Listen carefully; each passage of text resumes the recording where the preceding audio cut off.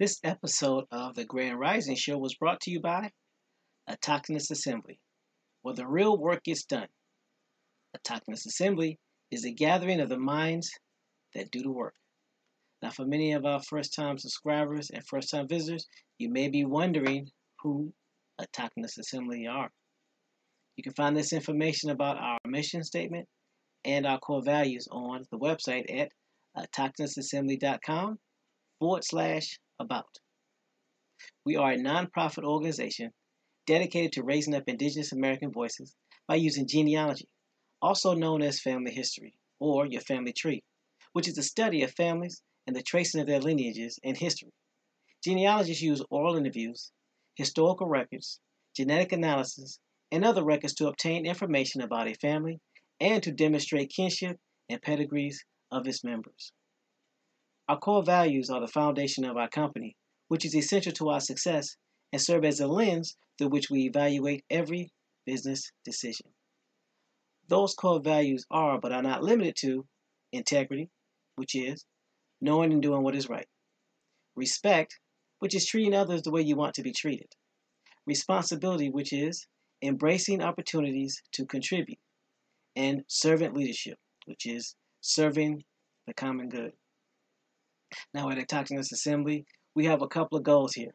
And our first goal and foremost of the reason why we do everything that we do is to ensure that we help you do your genealogy and connect back to your tribe and find out where you are from. Everything that we do from the standpoint of the Grand Rising Show and all the information that's posted on the website is dedicated to that one specific purpose: helping you find your genealogy, find your relatives, find your family so that you will know exactly who you are. And if you choose to, tie back into your tribe, whether that tribe is a Native American tribe, an American Indian tribe, whether it's allowing you to determine which house in Africa that you belong to, or what clan of Scandinavia or Europe or France that you belong to. Either way, our goal is to do just that: help you find out who you are so you know exactly where to start. We are not here to tell you who you are, and we're not here to tell you who you are not. We're just here to help you discover your beginnings. Another one of our missions is to help you become financially independent so that you can help your generations for the next 7 generations and be able to put a stable foundation for you and your relatives. And if you should choose to use this information that we provide free of charge to help not only yourself, but your community and your tribe, then we will do everything in our power to make sure that gets done as well. And remember, our goal here is to make sure that we help you get exposed to this information to put you in the best situation possible. So now what I'm going to do now is return it back over to the panel to see if there was anything I missed, and I will go ahead and get set up so we can get ready and get digging into this information. Panel, take it away.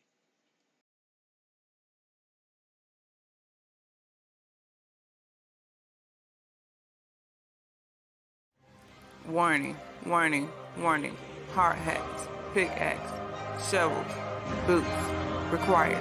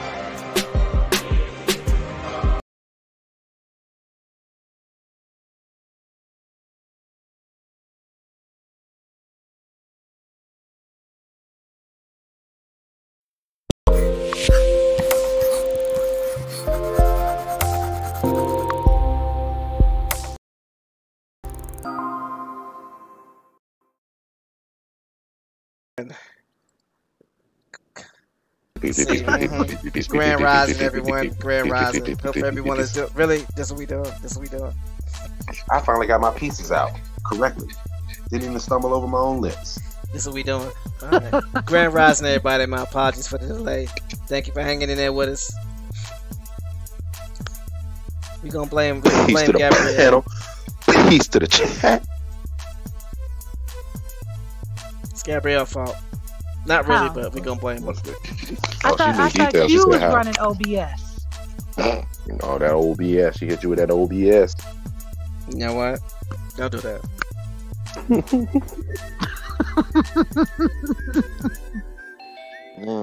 You know what?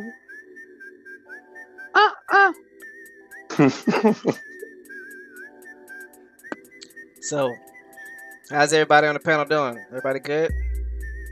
Great. Fine. What did you mean fine? What's that supposed to mean? It's how he said it. Fine. You got to see the facial expression that goes with it. David Corey says, "Man, I didn't get up for this tardiness." Dude, there been times when you've come in the show and we about to wind down. Don't do that. Don't do that. Yep, don't make me come visit you. I know where you live. I know where you work. Look, you know what you about to say. Look, I come in there with dreads to get a haircut. Don't play with me. Look, he gonna hit you with the red. Oh, that was different. David Corey, stop stuff. Got to be starting something. No, you got many talents. Where's Nature's Boy with that bus? Come on now. Man, We don't want you to be late for your ride. Got to get to school. I should get it one cab. David Corey says, "I'll cut them." You can't. They made of titanium. Animanium. You got titanium locks. Animanium. What? Doodle Vision says IBS plus OPP equals OBS. Yeah, there you go. We found the baby daddy.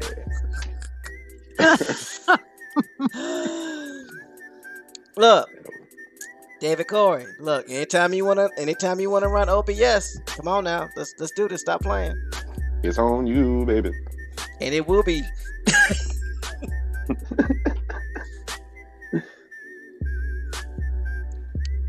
So grand rising and peace to the new subscribers to the website autochthonousassembly.com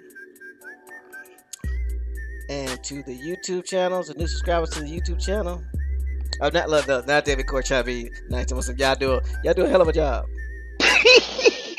We do a hell of a volunteer. Yeah, hell of a volunteer. Do a hell of a volunteer. Here you go.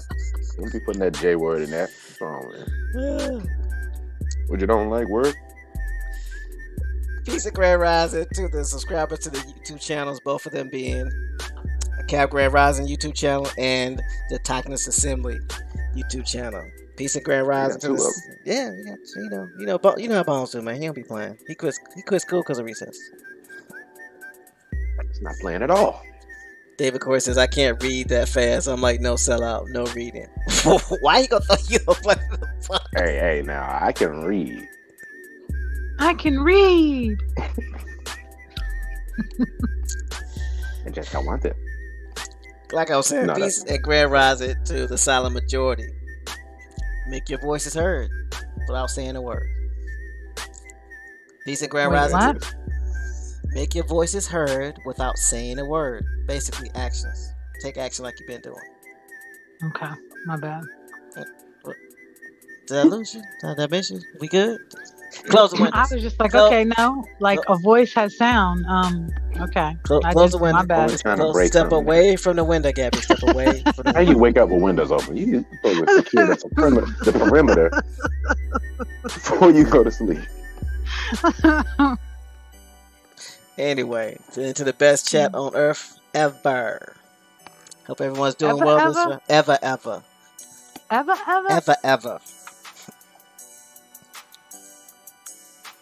So, make sure got everything up. So, roll call. Let's do it. Grand rising and peace to Big Nelson, David Corey, Macadon 1. Grand rising and peace to Mayan Sun 0911, aka Liz Robinson. Grand Rising, Mr. TJ, aka Ratchet Man. Grand Rising to Nature's Void. He come around that corner with that padded bus to pick up his only passenger.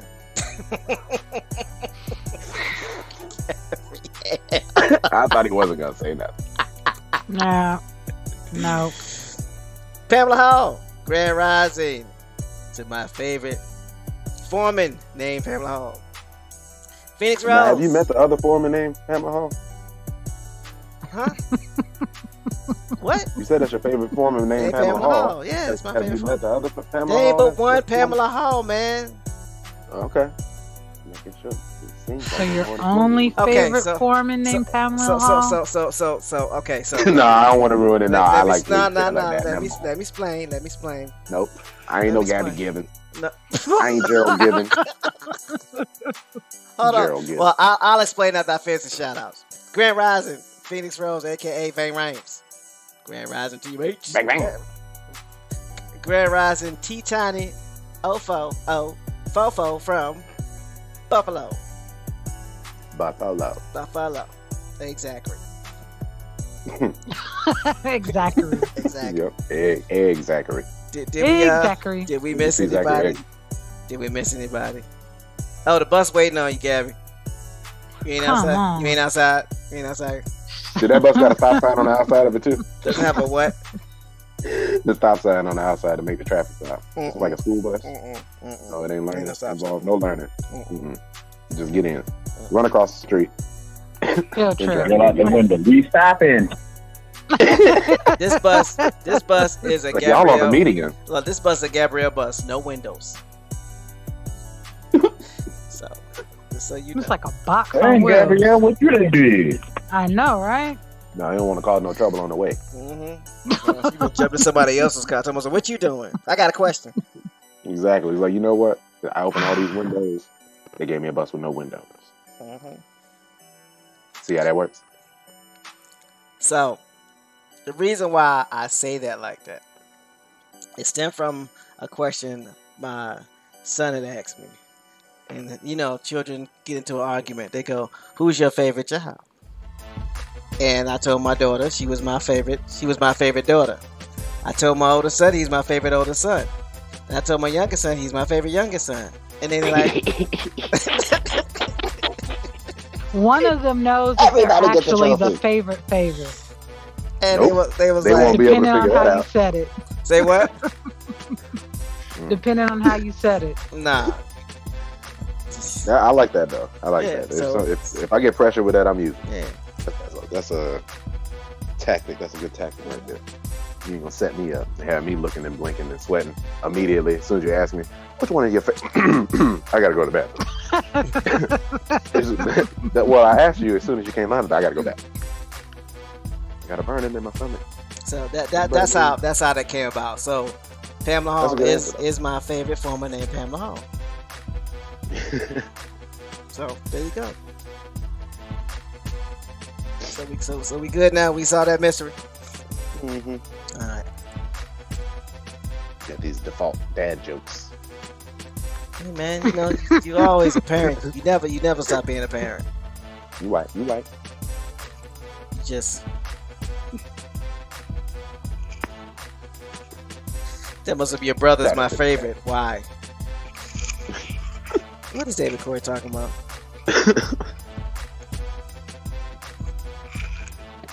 That's right. I'm coming to your barbershop with a Juggernaut helmet on. Cut that.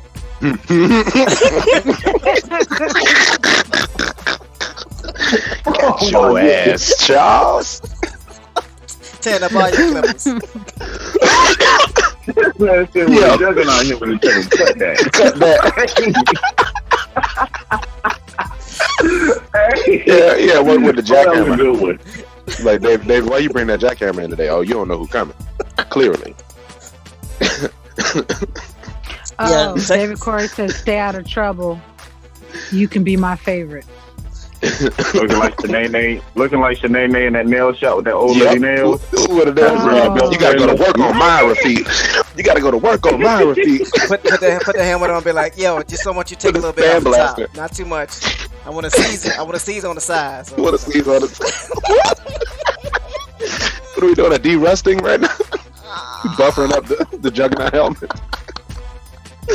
Oh Lord. Oh man, Bones got me thinking about that scene now. That's all popped in my head, but in process, this man said a Juggernaut helmet. I cut that. That's the sparks flying. Oh man. Y'all know I ain't rap too tight. I don't know why y'all keep picking with people. I don't know why you come over here messing with these people. It's one person. These people. You crazy. Multiple personality. Man, Grand Rising, y'all. Are we live? Yes, we live. Oh man. Okay. Feels like a Friday. Alright, so I'm all out of sorts. I'm still trying to catch up. Leave me alone. Stop playing. Did everybody enjoy the Grand Rising show yesterday? I'm asking the chat. And I know the panel enjoyed it. We did it. It was awesome. Well, y'all did it because I was listening and learning. But yeah, yesterday. Yeah, I mean, it's always It's always a great time when you can not only present information, but present the source and to show where it comes from. I mean, what's better than that? Because it's not speculation; it's actual fact that's dealing with our story. No conjecture at all. Not from the person; it's from the source, and you can vet it. Yeah, and it should give the listeners a better idea on the hijack that we are a part of and when it happened. And I'm gonna keep saying it and why it's very important for us to get it right, because a lot of the things that are going on now happened on our watch. They used us to get it done. I mean, how would you feel?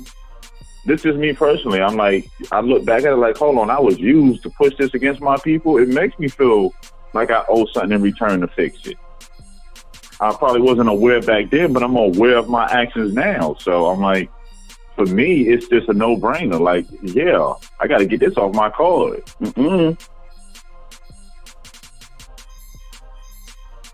Big facts.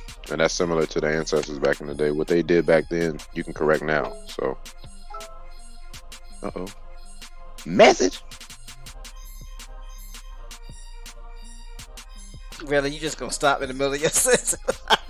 No, that's all I had to say. You can correct now. I mean, Bones done said it. You know, I'm not gonna. I don't need to rant. Like Kevin. Shout out to the rant though. Oh, I thought you meant the rant. And not B2B. No, not B2B. $500,000 for bail because he asked me. Really? Let me stop here. Shout out to DC though. It didn't let you know a lot of the organizations and things that had their hands in ruining what King worked for and tarnishing his legacy. You know, that a lot of things that he wanted done, his own people turned against him because they wanted to go a different direction. Who was his successor? A lot of them wanted to have individual greed. Anybody? His successor. Who followed King? Yeah, I mean, people had a problem with the Poor People's Campaign. Now you have to ask yourself why.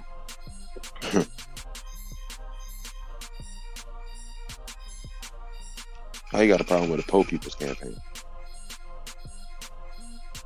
And I mean, even how we spoke on it a little bit more, if you pay attention to it, after King, the people that was left over, instead of giving you solutions, they gave you black power, aka black supremacy, the opposite of white supremacy.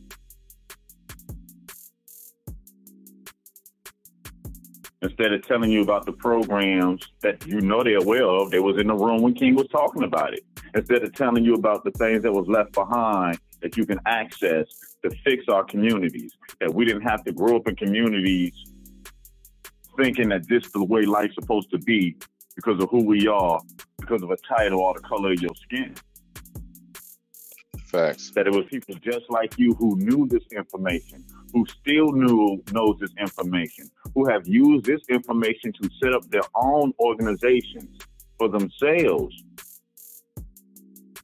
but wave and smile at you every now and then when they need you for something. We ain't finna do that.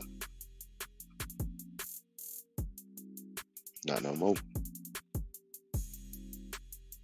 I mean, that's just for me what I take from it. It shows that, you can't always point the finger at everybody who don't look like you.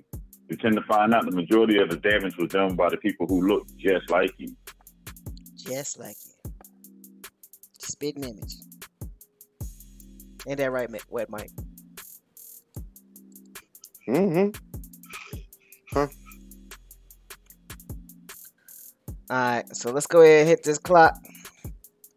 And we'll talk about some other things dealing with HUD that we found to be very interesting. Man, pen and or pencil and notepad, please. Or rewind the tape.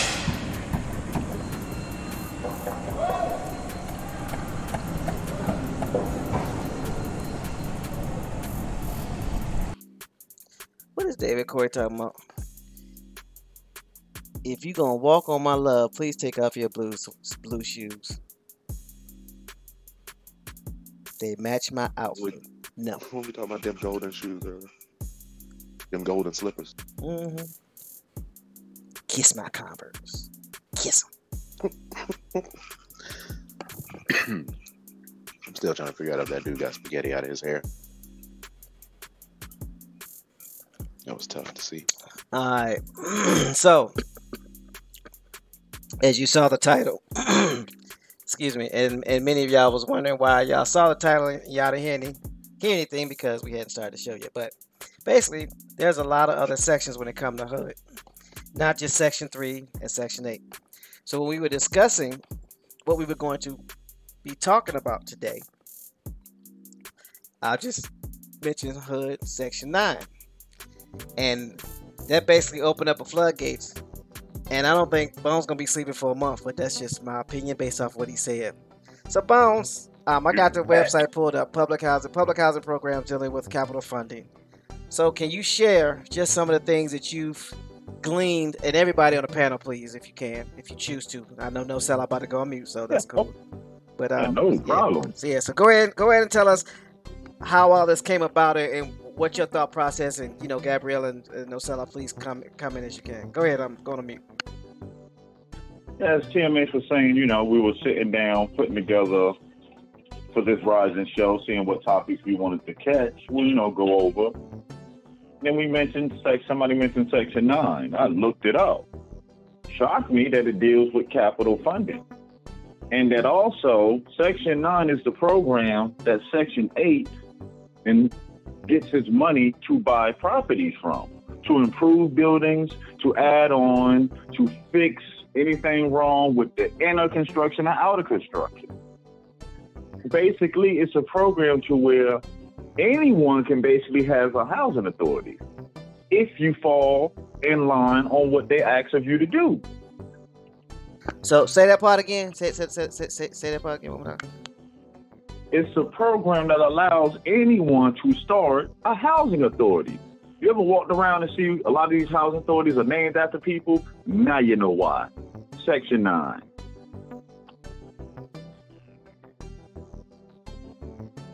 So that created a whole bunch of windows, and Gabby started jumping through them. We had to go rescue her a couple of times. Gabrielle. My Bones, you skipped Section 8. Well, everybody knows about Section 8. That's the only section. Listen, relatives. There's a Section 1, a 2, a 3, a 4, a 5, a 6, How a high 7, did you a 8, a 9. Oh, when I stopped, I was at Section 573. I'm gonna be. You hear me? I said, Why? Wait a minute, man. If I don't put this down, I will be up all week. I'm about Look, to say, they got programs. Yeah, they got programs for programs to help with a program. It's better than lottery, y'all.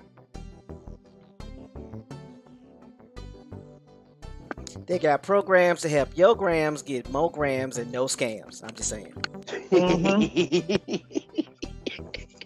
Or your area don't have particular skill sets, or Section 521. Oh yes, bring funding to your neighborhood so you can train or get people trained in your neighborhood on particular skill sets. and everything you can imagine is there. Man, you talking about another universe, bro. I'm getting off the call with y'all. Y'all can't be doing this right now. That exists in America right now. See, Yes, it do. It's directly. That's not that's a future program, or is that a now program? Or it's Right always been now. programmed? right now. And they're all tagged, like Gabrielle saying, PIH. Wait. What is PIH? Public Indian Housing. I don't know if any of the relatives go onto the HUD site, to the HUD website. Once you get into HUD Section 3 and all these programs, you come to realize, like Brother James told us, there is no HUD code. It's all PIH. No such thing as HUD code. There's a HUD code. It's all under PIH. All the programs, all the funding, PIH, Public Indian Housing. And again, all this is generated and funded and fueled by the census, which is something we cannot get away from. We're closing in on the first month of the year of 2020, and we must keep in mind that doing a census and participating in is very important. It's crucial, very crucial. So we can't forget this. Yeah, I also saw, which was very interesting to see, where they had programs to where you can be tribally affiliated but not part of a tribe. And Yep. It was just very interesting to see how everything was categorized. And hold on, so Powhatan 9 said, and Ben Carson is the head of HUD and isn't letting his people know about these programs. Wow. So Powhatan 9, this is not an attack on you. And I know why you're saying what you're saying, and I definitely appreciate you bringing it up. So we're gonna say it, I'm gonna rephrase it as it properly should be rephrased. First of all, we don't know, or we may know, who his people are. So he might be letting his people know. And if we don't know about it, then that's telling you he ain't our people. Somebody know about these programs because somebody's getting these funds. And again, all skin folk ain't kinfolk. And just because I looked at the go ahead, Bones. Sorry, teammate. I've seen the funding since 1991 to 2019. It's been increasing by $3 million a year. So yes, the funding is going out. And just how TMA just said, just because they melanated don't mean it's your people.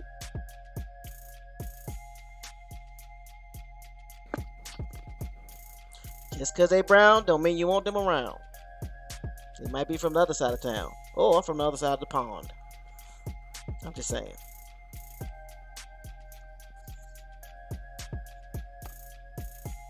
So there are lots of programs. So it's not just about HUD Section 3, but there are a lot of HUD programs.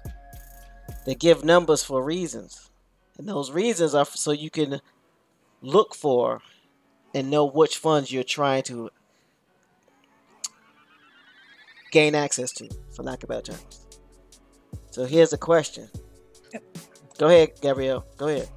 No, I was just going to say, like, I've made the joke before as far as the Autogenous Assembly being like a one-stop shop for everything. But when I was looking through a lot of codes, a lot of programs, I realized that it was basically, to me, my perspective was it was a one-stop shop to any idea or thought of improvement that you can have and want to implement.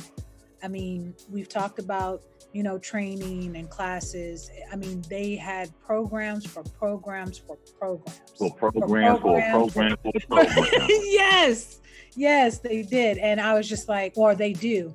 And I was really, really, what I started thinking about is the companies when areas or people complain about companies obtaining property and improving it or remodeling or whatever it is that they do to that area. I started, when I was looking through the programs that they had, I was like, oh, I wonder if this company used this program. I wonder if this company used that program. You know what I mean?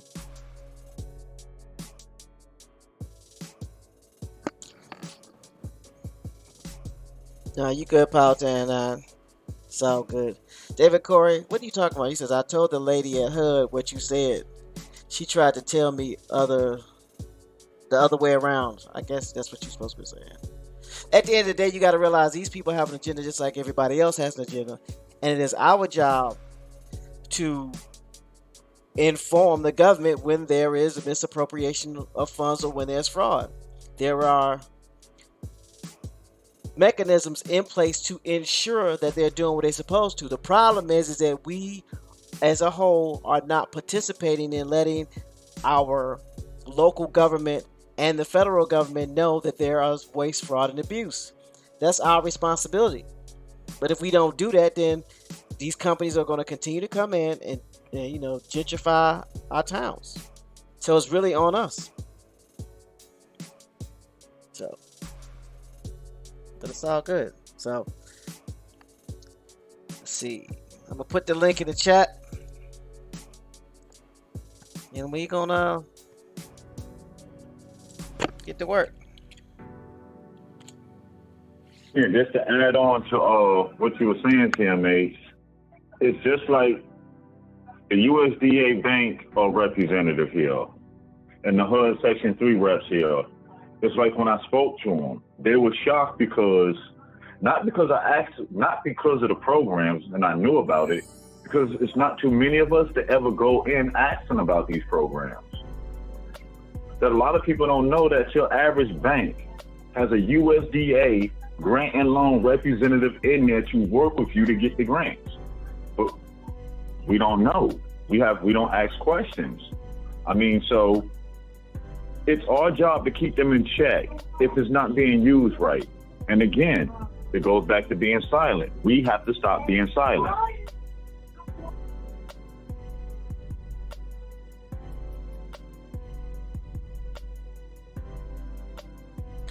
All right, I'm about to share my screen.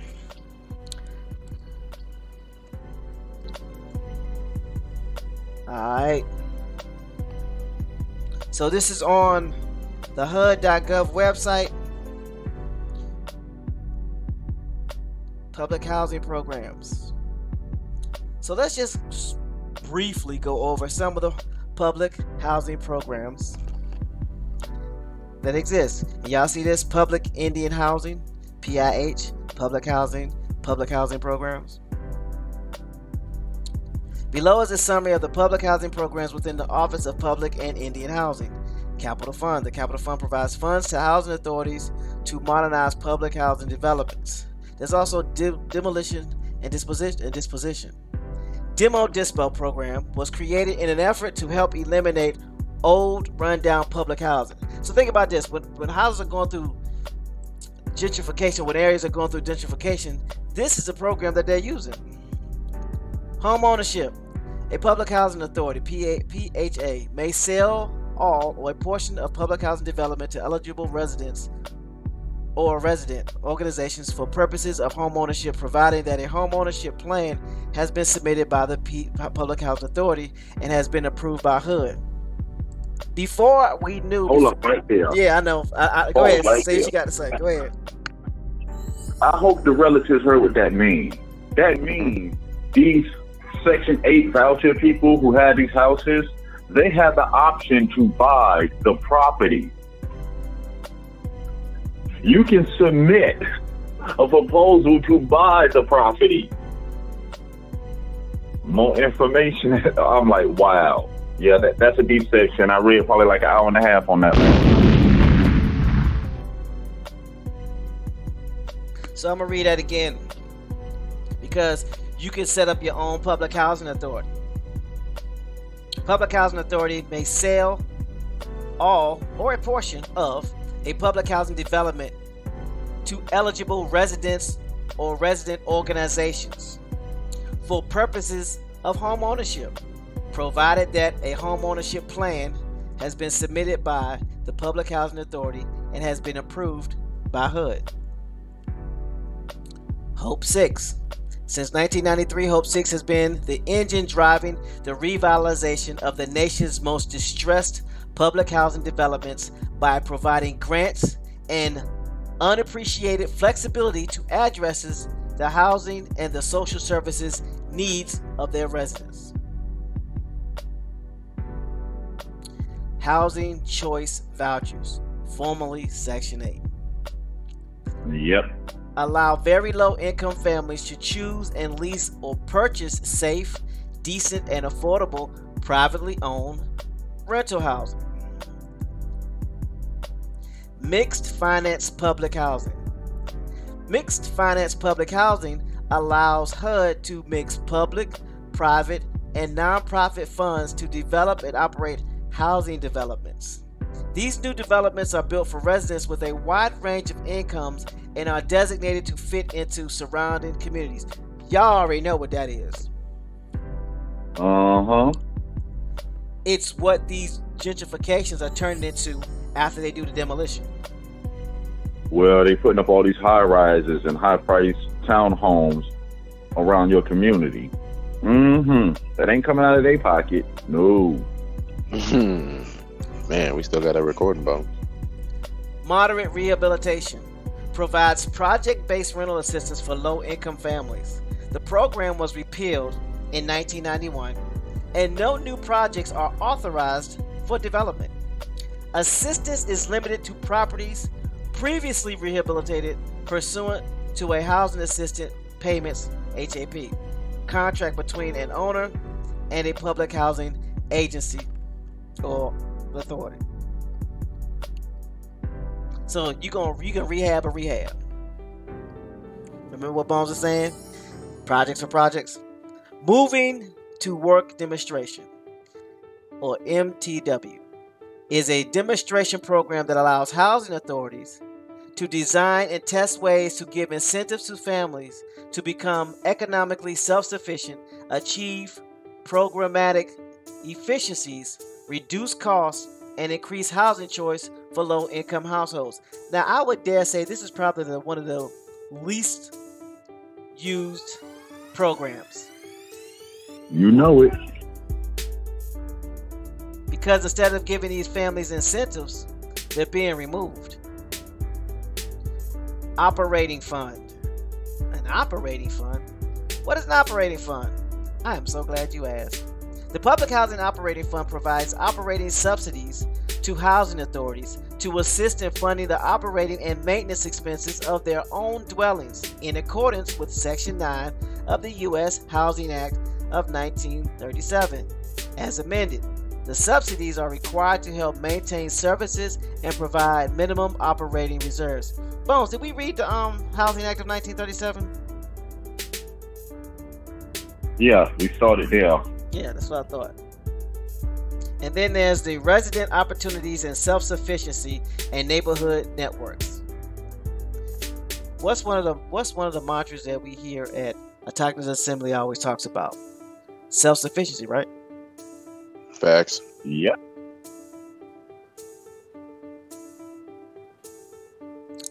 See, if people actually take the time out and read the history of HUD, PIH, you'll realize it wasn't a handout program. It was a program designed to help with self-sufficiency, because no one becomes self-sufficient by themselves. No one becomes self-sufficient by themselves. Now, what happens is the less and less people that participate in the census, showing there's less and less of these people in this area, and that's less and less money that goes to these programs, to that community for funding for this. And that's how you end up with way more Section 8 vouchers than actual home ownership. Because people are being pushed towards the Section 8 because when they do the census, it's not showing that these people are here wanting houses or anything. You have to participate. I've heard somebody say that the census is not for the American Indian. And if you keep saying that, there won't be no American Indians.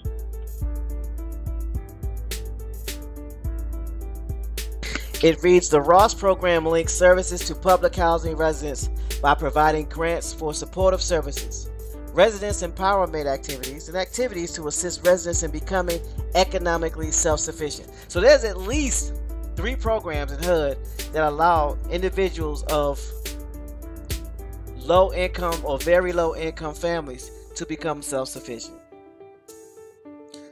So here's my question. Why are not our local sororities, civic organizations, and the like promoting this? I'll wait. Masons, temples around town, churches. Grand Rising, EJ Coppertone.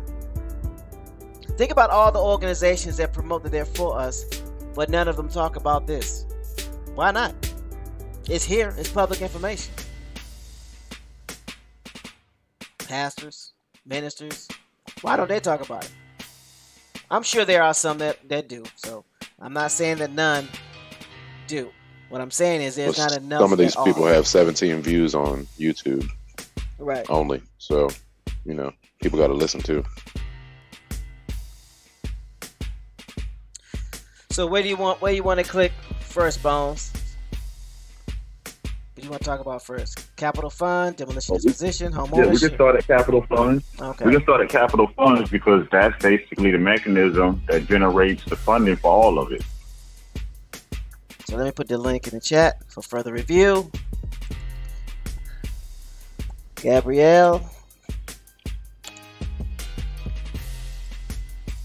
Yes. Are you able to read? Yeah.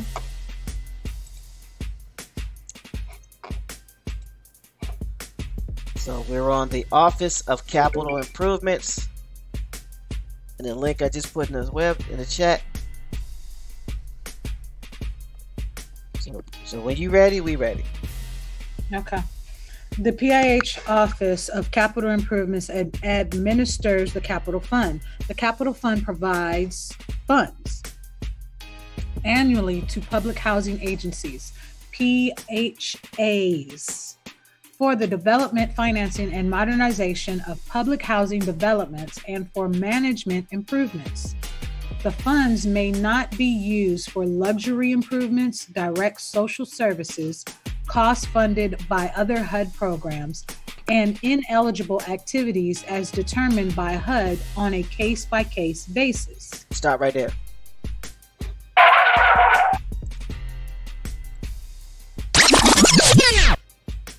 So, we have these capital funds that are provided annually to public housing agencies.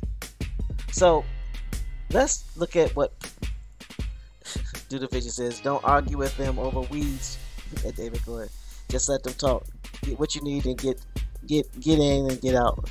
Oh, he's giving David Corey information on how to deal with the housing authorities. So what are these public housing agencies? So let's look them up.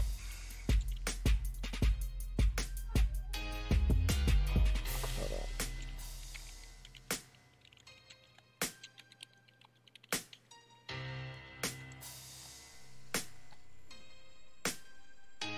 Let's see if there's a wiki page for public housing agencies.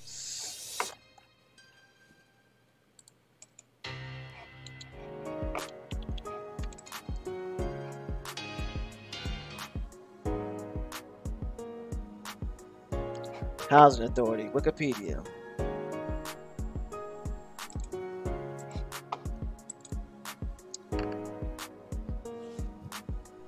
Alright.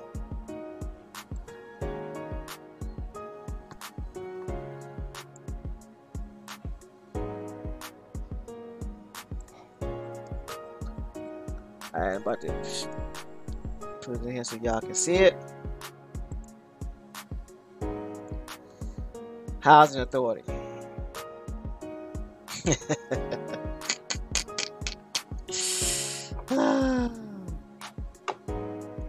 You put the link in the chat? Not yet. I'm about to put it in now.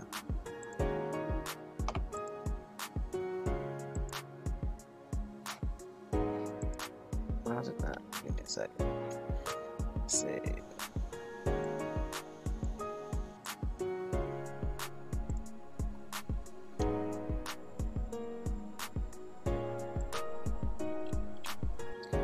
Put it in the chat.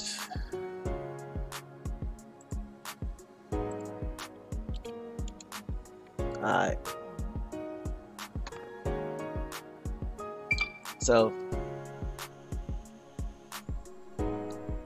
I'll read the first paragraph. You can do your click thing, and we can go from there. Gabrielle. So I'm gonna go ahead and read now. A housing authority or ministry of housing is generally a governmental body that governs aspects of housing, or called in general shelter or living spaces, often providing low rent or free apartments to qualified residents.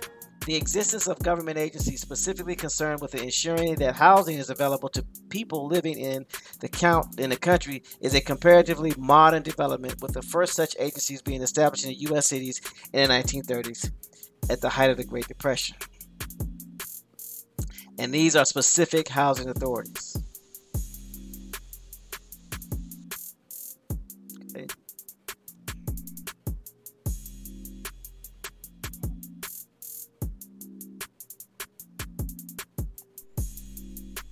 So it just gives you the general aspect of it. I'm gonna see if I can find public housing agencies.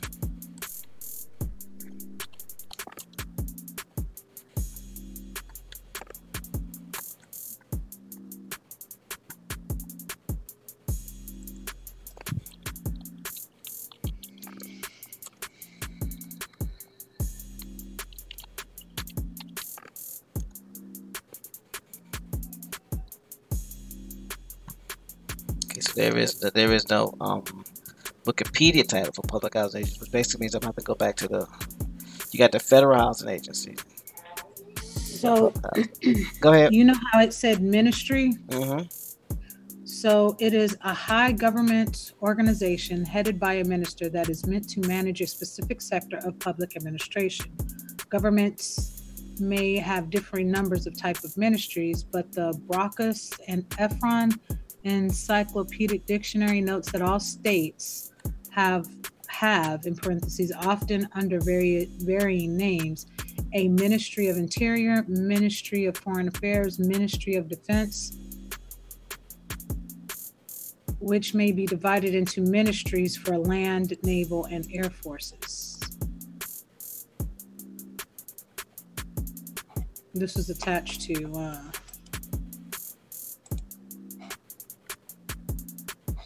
that link. Yeah, because isn't the military nonprofit as well? Yep. Yes, it is.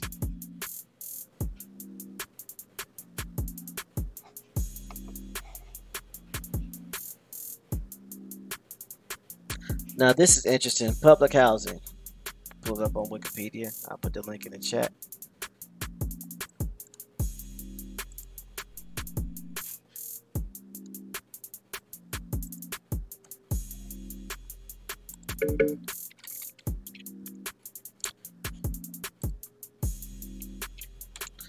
All right. I'll read the first paragraph, Gabrielle, and then you can read afterwards. Wait, So the link that you just put in the chat? public housing, yeah. Wait. What?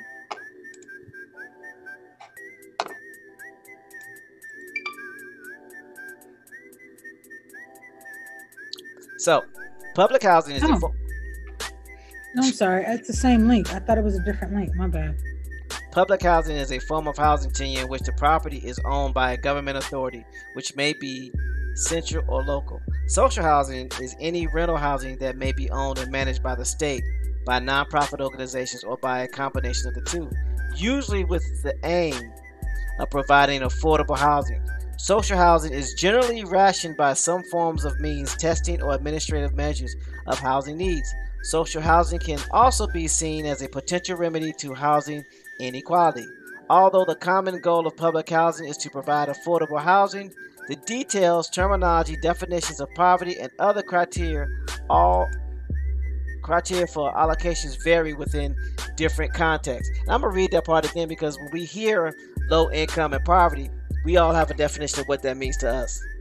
Although the common goal of public housing is to provide affordable housing, the details, terminology, definitions of poverty, and other criteria for allocation vary within different contexts. So you want to go Meaning ahead the area, and participation in the census. Exactly. So, Gabrielle, you want to go ahead and read the history right quick? No. Can you put that link back in the chat again? Because the link that I got took me back to Housing Authority. Okay. My bad.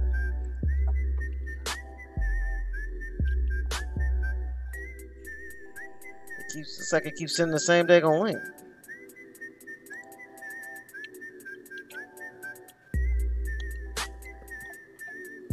Okay, now I can read. Okay. Social housing has existed sporadically before modern developments. The oldest still in use is the 16th century Frugary in Augsburg. Frugary? Is that right? Looks like it could be Fugetti or Fugetti. I would say, yeah, Fugetti in Augsburg. What? Nope. Okay, so when you tell somebody, well, it doesn't matter. It just was funny. It was slang. Go ahead. It's the world's oldest social housing complex still in use. Bavaria. Augsburg, Bavaria is where it's at. Okay. The origins of modern municipal housing lie in the dramatic urban population increase caused by the Industrial Revolution of the 19th century. In the large cities of the period, many social commentators, such as Octavia Hill and Charles Booth, reported on the squalor, sickness, and immorality that arose. Henry Mayhew, visiting Bethnal Green, wrote in the Morning Chronicle. Okay, it was a newspaper, 1769 in London, England. Roads were unmade, often mere alleys, houses small and without foundation, subdivided and often around unpaved courts. An almost total lack of drainage and sewage was made worse by the pounds formed by the evacuation of brick earth. Pigs and cows in backyards, noxious trades like boiling tripe, melting tallow, or preparing cat's meat. Preparing cat's meat and slaughterhouses, death heaps, and lakes of putrefying. Yeah. Oh no, I know the word. I realized you set me up to read this. Lakes of putrefying night soil.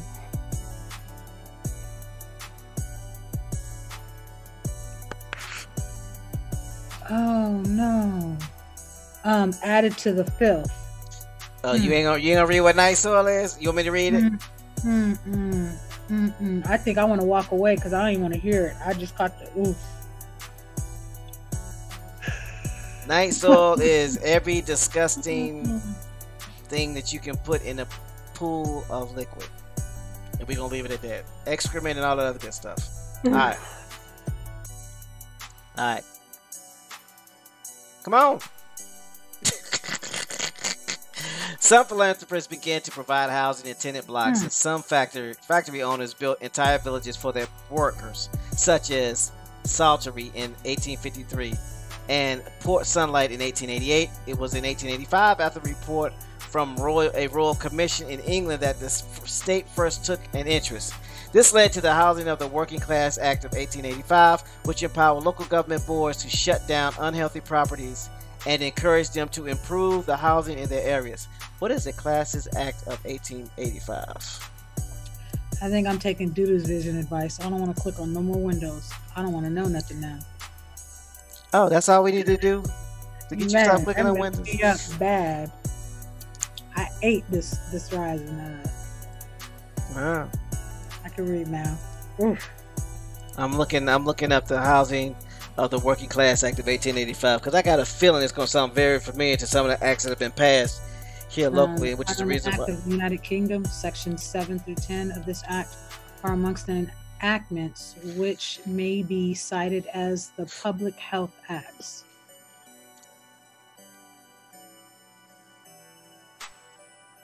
Is a stock short title used in the United Kingdom for legislation related to public health. So you want to read the background? Wait, click on the link? No, I said, I hovered over the link. It said Public Health Acts is a stock short title used in the United Kingdom for legislation relating to public health. Oh, yours says something different than mine.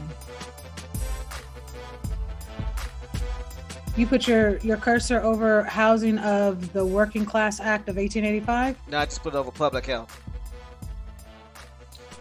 I clicked the link for Housing of the Working Class Act of 1885. I'm reading from that page. I can't see what you see. I'm just kidding. Really? That's what we doing? If you open your eyes and look at your screen, you can. Okay. City of London Corporation built tenements in the Farringdon Road. What you read? My screen. What link did you click? What link? I didn't click a link this time. Okay, what am I reading? Housing of the Working Class Act 1885.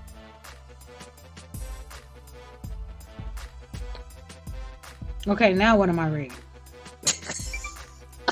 The Housing of the Working Class Act 1885 was an act of the Parliament of the United Kingdom. Thank you. Yeah. Okay, so Section 7 to 10 of this act are amongst the enactments which may be cited as public health acts. You want me to read it again? No. So now we can go to look at some of the background, because all these programs, come from somewhere, and it looks like these are programs that were once programs from Britain, which are nothing more than your Francs that were exiled out of France. So, yeah, just getting back to the foundation or the creation. I'm sorry, go ahead. In the November 1883 issue of National Review, Conservative Party leader Lord Salisbury wrote an article titled Laborers and Artisans' Dwellings, in which he argued that the poor conditions of working class housing were injurious to morality and health. Laissez-faire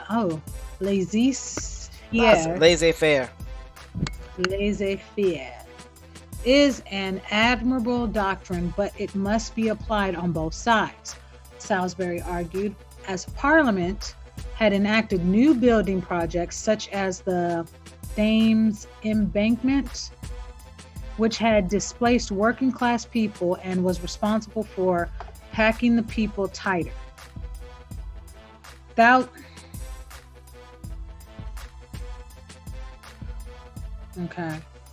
Thousands of families have only a single room to dwell in, where they sleep and eat, multiply and die. Multiply and die. Who said that? What's his name? Bebe's kids. Okay, never mind. It is difficult to exaggerate the misery which such conditions of life must cause, or the impulse that they must give to vice.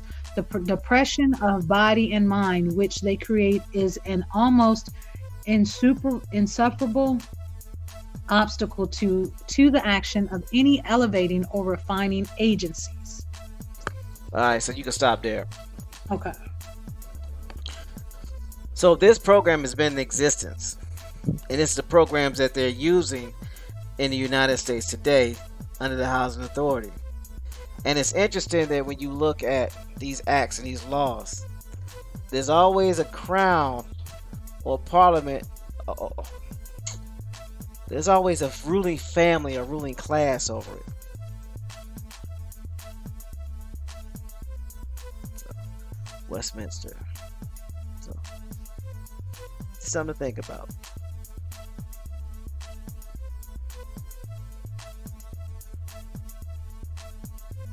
You see the territorial extent here. It says United Kingdom of Great Britain and Ireland, excuse me. So I just want to put that out there so we can go back to public housing.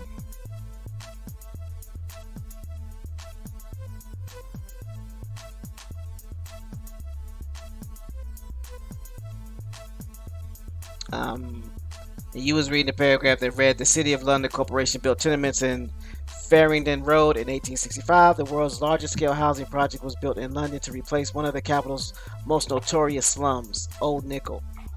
Nearly 6,000 individuals were crammed into the packed streets, where one child and 4 died before his or her first birthday.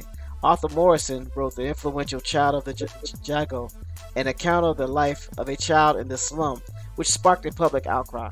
Construction of the Boundary Estate was begun in 1890 by the Metropolitan Board of Works and completed by the recently formed London County Council in the 1900s. Now think about it. All this is going on in the 1900s in London. So what's going on in the United States at this time at the top of the 1900s?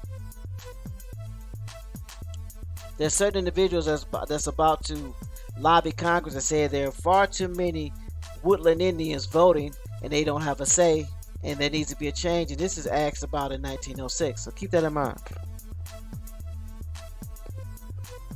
Because none of this stuff is done in a vacuum. It says the success of this project spurred many local councils to embark on similar construction schemes in the earlier 20th century. I repeat, success of this project spurred many local councils to embark on similar construction schemes in the earlier 20th century. The arts and crafts movement and Ebenezer Howard's Garden City ideals led to the leafy London County Council cottage estates such as firstly Totterdown Fields and later Wormholt and Old Oak. The First World War indirectly provided a new impetus when the poor physical health and condition of many urban recruits to the army was noted with alarm. In 1916, 41% of conscripts were unfit to serve. This led to a campaign known as Homes Fit for Heroes. In 1919, the government first compelled councils to provide housing, helping them to do so through the provision of subsidies under the Housing Act of 1919. Public housing projects were tired out in some European countries and the United States in the 1930s, but only became widespread globally after the Second World War. So the Housing Act of 1990. It says the Housing Act of 1990. 1990. I'm sorry, go ahead. No. I was just reading on what they established from 1919 to 1980. Their Housing Act. The Housing Town Planning Act of 1919 was an act of the Parliament of the United Kingdom. It was also known as the Addison Act. After Minister of Health Dr. Christopher Addison, the then Minister of Housing, the act was passed to allow the building of new houses after the First World War and marked the start of a long 20th century tradition of state-owned housing and planned council estates. In 1919, the 1919 Act followed on from the Town Planning Act of 1909 and the 1917 Tudor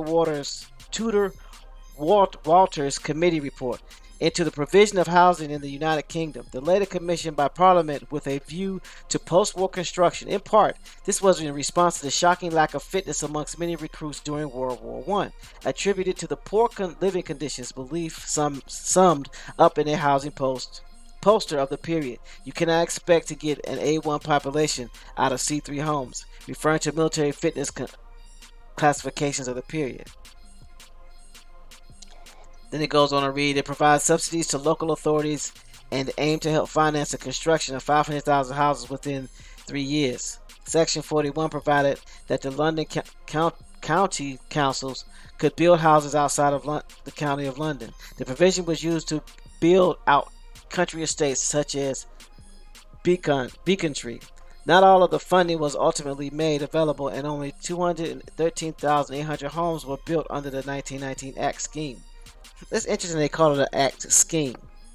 However, under the provisions of successive housing acts between 1919 and 1993, local authorities built a total of 1.1 million homes. Now, it's interesting that this was established in England before it got brought over to the United States. And if you remember, if my memory serves me correctly, the United States was pulled into both wars. It wasn't something that they wanted to be involved in. And if I had to guess, this information being shared with them is what allowed them to come to the war, because they knew they'd be able to usher in some type of change. Go ahead. Well,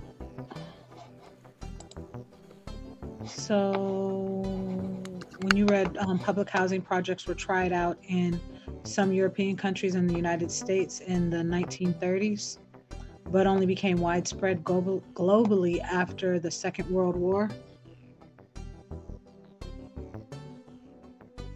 I clicked on the link for the Second World War. And what you get? Because I'm clicked on it now. Okay. What I got was World War II, abbreviated to World War II or World War II, also known as the Second World War, was a global war that lasted from 1939 to 1945. The vast majority of the world's country, including all the great powers. I already clicked on great powers, and they didn't give me specific names of the countries that eventually formed two opposing military alliances. The Allies and the Axis, a state of total war, emerged, directly involving more than 1 million people from more than 30 countries. Why would the Second World War make public housing a world? Why would it Simple. make World War II displaced the world population. Go back and look at the countries that fought in World War II. Remember, Europe had to get rebuilt from all the bombing. Mm-hmm. So where did the people go? They came over How here. did you put? Mm-hmm. Okay. And they had to have a program to Remember. put those people in. Go ahead, Bones. Remember, you had the Great Migration where we was leaving the South, going to the North. Mm-hmm. So where were the Europeans coming from that were taking our spots in the South? From overseas.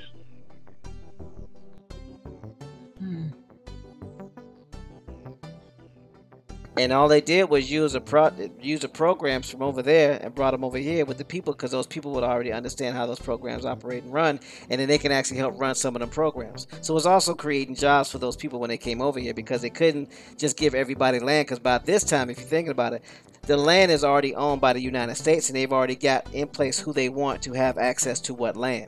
Now it's all about employees. Now they need a workforce, because they already got the infrastructure in place.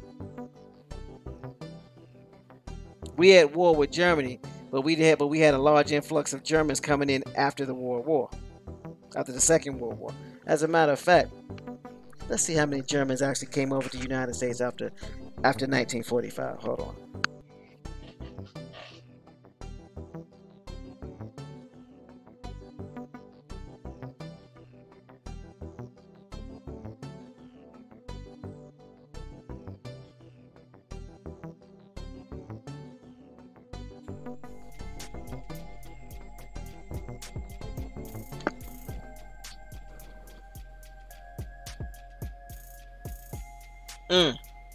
This is interesting.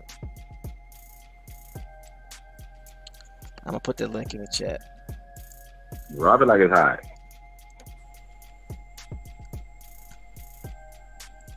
Because you also got to remember, we are not the dominant population that's on government assistance. That's the lie that everybody's told. But if you check the numbers, it's way more of them than it ever been of us. Okay, background of post-World War II German history. Now think about it. We was at war with Germany. In post-World War II years of 1949 through 1958, 375,000 Germans immigrated to the United States. 375,000 Germans immigrated to the United States. In the 1950s and 60s, about 786,000 Germans immigrated to the United States. So you basically talk about over 1 million people. That's from Germany. Mm-hmm. I will provide the description of German and finish the World War, which will demonstrate why many people chose to immigrate to countries such as the United States. My goal is not to go into great detail with political intricacies of World War II, rather to create an image of the circumstances that will help explain why many Germans, including my relatives, left their home country to create a new life in America. So you got 1 million Germans coming over here between 1949 and 1960. Now, how many people from Great Britain came over?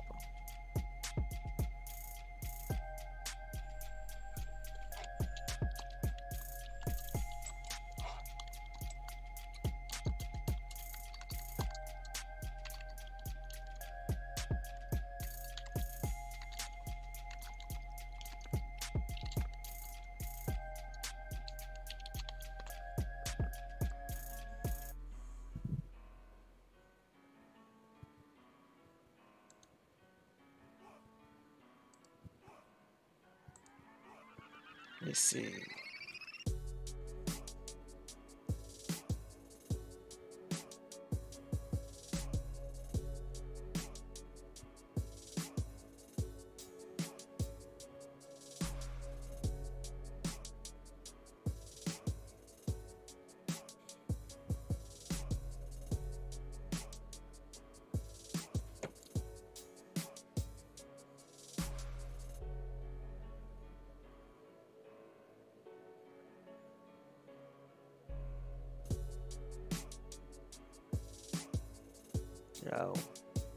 Migration. 17th century, 350,000 English and Welsh migrants arrived as a permanent resident in the 13 colonies.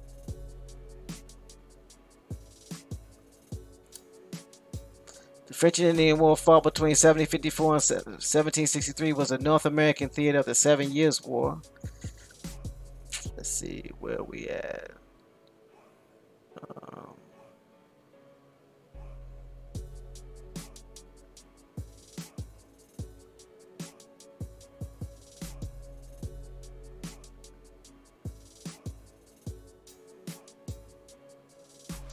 Trying to get to the Revolution, roll the J Treaty. We eventually gonna have to cover this because it talks about the Monroe Doctrine, War of 1812.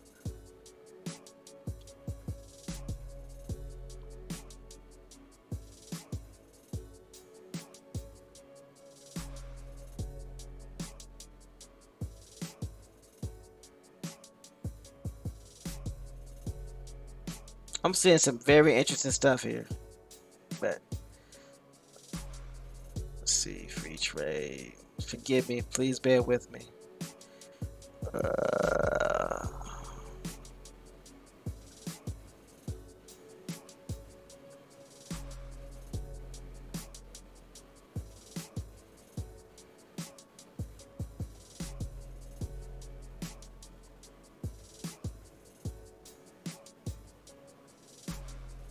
Let's see.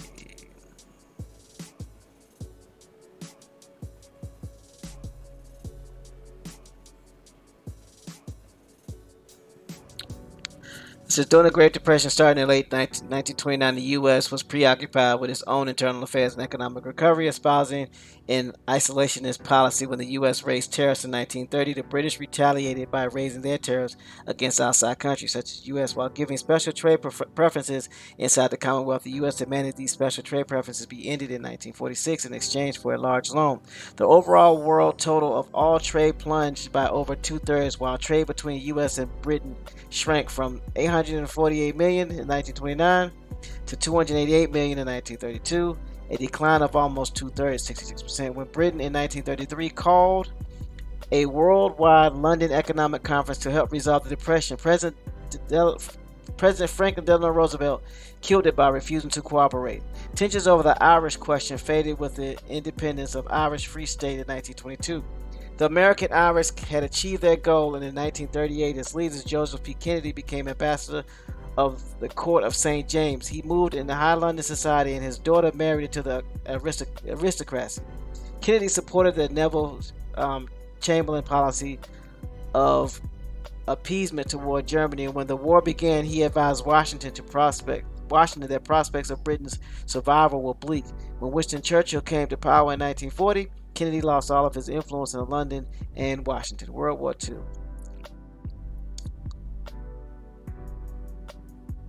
That was interesting. I didn't realize that the United States and Britain were putting tariffs against each other.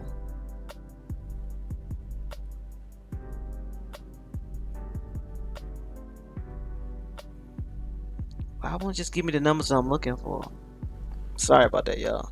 I thought it was going to at least tell me how many Brits were sent over to the United States. Let me do it this way.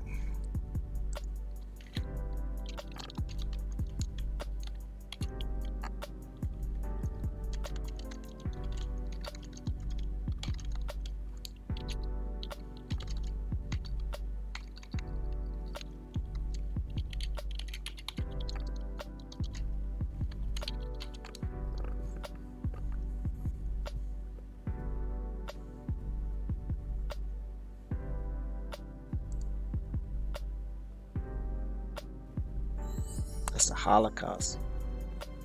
Let's just look at that. It says, before World War I, millions of Europeans migrated to the United States. The U.S. government placed no overall limits on numbers of immigrants who could enter the countries. That's from 1900 to 1915. An average of 910,631 people migrated to the U.S. per year. Whoa. An average of 910,631 people migrated to the U.S. per year between 1900 and 1915. So you talk about almost 1 million people a year for 15 years. And this is after the 17 million that migrated between 1820 and 1870. Well, remember the total numbers of migration from the South, over 15 million? Them numbers line up perfect. World War I made immigration from Europe to the United States difficult, and immigration levels fell. An average of 450,891 people immigrated to the U.S. per year between 1815 and 1924. So you're basically saying 500,000 people were still migrating by then. 1924 Congress passed a law to set immigration quotas by country and limit total immigration to about 164,000 people per year. The quotas were designed to protect America's racial stock by severely limiting undesirable immigrants, including Jews, Asians, and Africans. There were no quotas for immigrants from North and South America. Interesting, huh? Immigration fell significantly after the 1924 law went into effect in 1929. The Great Depression began. President Herbert Hoover ordered the United States Department to make sure immigrants would not become economic burdens to the United States. Immigration plummeted even further. In 1924, U.S. quota law set a limit of 25,957 immigration visas for people born in Germany. In 1933, the State Department issued visas to only 1,241 Germans. Although 82,787 people were on the German waiting list for a U.S. visa, most did not have enough money to qualify for immigration. 87,787 Germans were on a 3-year waiting list. Between 1934 and 1937, there were between 80,000 and 100,000 Germans on the waiting list for the U.S. immigration visa. Most were Jewish. Although the State Department slowly began to issue more visas, the German quota went unfilled. 1938, after Germany annexed Austria in March 1938, President Franklin Roosevelt combined the German and Austrian quotas, making 27,370 visas available each year for people born in these countries, who were now all considered German. That's interesting, right? Austrian. Yep, they were the more German. Mm-hmm. So they are your desirables. Mm-hmm. The anti-Semitic persecution increased, and Germany began to expand its territorial holding in Europe. The waiting list grew. 1939, the United States Department issued a maximum number of visas available to Germans for the first time, yet nearly 10 times that number remained on the waiting list. After World War I, After World War II began in September 1939, it became more difficult for the people to immigrate from Europe. More than 300,000 people, most of them Jewish, were on the waiting list. The State Department almost filled the German quota in 1940.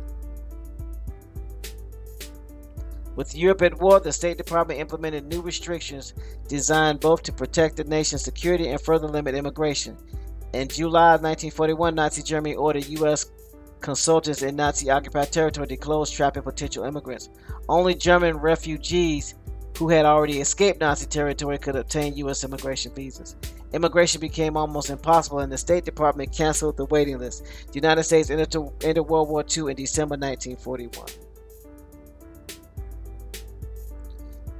Many more people could have reached the United States had the United States Department filled the German quota beginning in 1933, or had Congress changed immigration laws to address the refugee crisis. Approximately 125,000 Germans, most of them Jewish, immigrated to the United States between 1933 and 1945.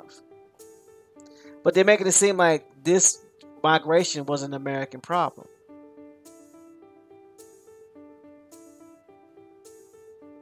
It says, though estimates vary, somewhere between 180,000 and 220 European refugees immigrated to the United States between 1933 and 1945. The United States accepted more refugees fleeing Nazi persecution than any other country in the world. Most of these refugees were Jewish and from Central and Western Europe. During World War II, Nazi Germany invaded and occupied Eastern Europe, including Poland and the Soviet Union, which was home to millions of Jews. The U.S. quotas for those countries were very small, and Eastern European Jews had almost no hope of immigrating. The vast majority were murdered by Nazi Germany as its collaborators. And they don't go any further than that. And it talks about the Holocaust. If you look at it from that perspective, it's almost like the war was created so that it would be a situation to where they can increase the immigration.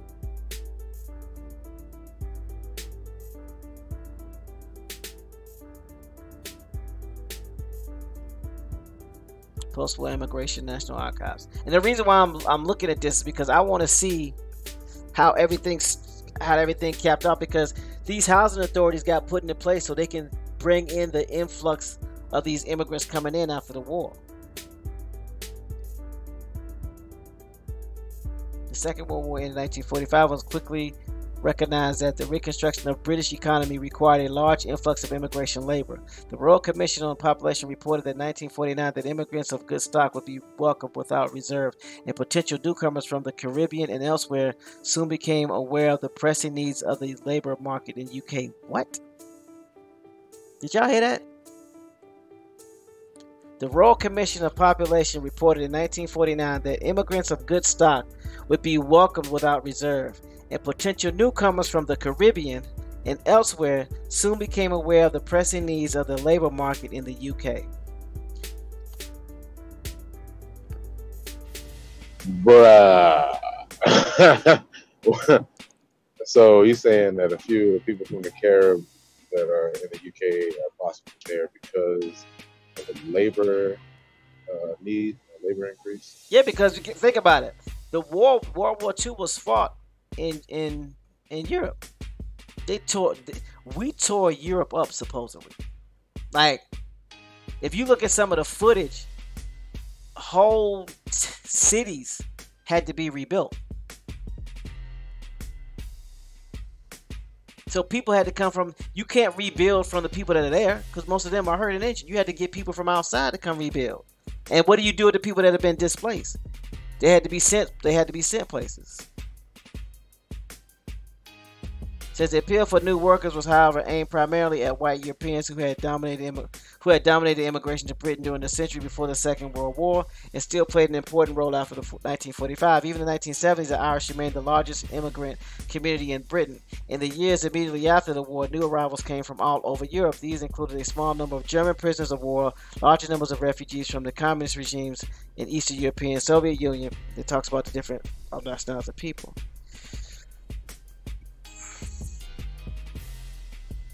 Since post-war immigration also attracted the first time large numbers of workers and their families from outside Europe, mainly from the Caribbean and from India and Pakistan, the two separate states created by partition after Britain relinquished its Indian Empire in 1947. During the 1950s, in particular, Britain's non-white immigrant population increased rapidly in size. So after... Like it didn't become a melting pot to the 30s, 40s, and 50s, huh? Since immigration from the West Indies was encouraged by the British Nationality Act of 1948, which gave all Commonwealth citizens free entry to Britain, and by a tough new U.S. immigration law introduced in 1952, restricted entry into the U.S. The symbolic starting point of this mass migration to the mother country was the journey of the SS Empire Windrush from Kingston, Jamaica to Tilbury, Essex.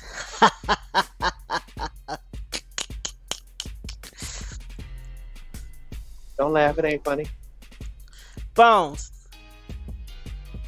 When did Jamaica get its independence? Around that same time. Oh, you talking when they turned their back on the other islands and reneged and left them out and hung them out to dry? Mm-hmm. Jamaica. On board were almost 500 West Indians intent on starting new lives in Britain. From the Indian subcontinent, the majority of immigrants arrived in Britain during the 1950s and 60s, although often lumped together as one group by white Britons.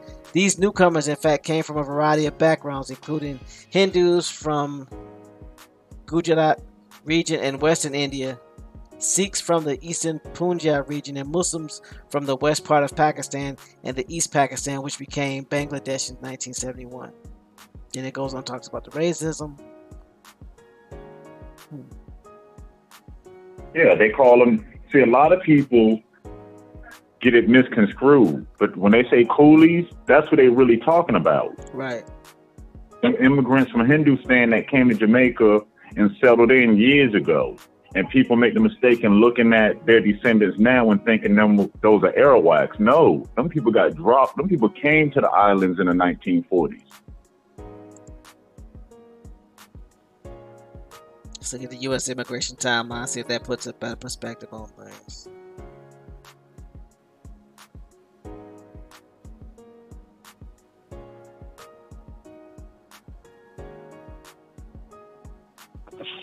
Like a lot of your Hindustani looking islanders. They were immigrants from the 1940s. All into Trinidad and Tobago and the other islands. That's how you get them features there.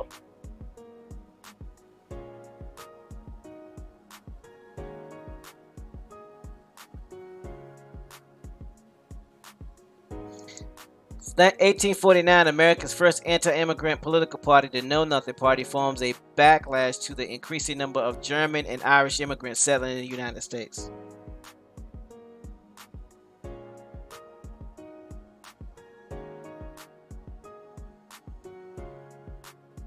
Ellis Island opens in 1892. The United States' first immigration station opens in New York Harbor. The first immigration process is Annie Moore, a teenager from County Cook in Ireland. More than 12 million immigrants would enter the United States through Ellis Island between 1892 and 1954.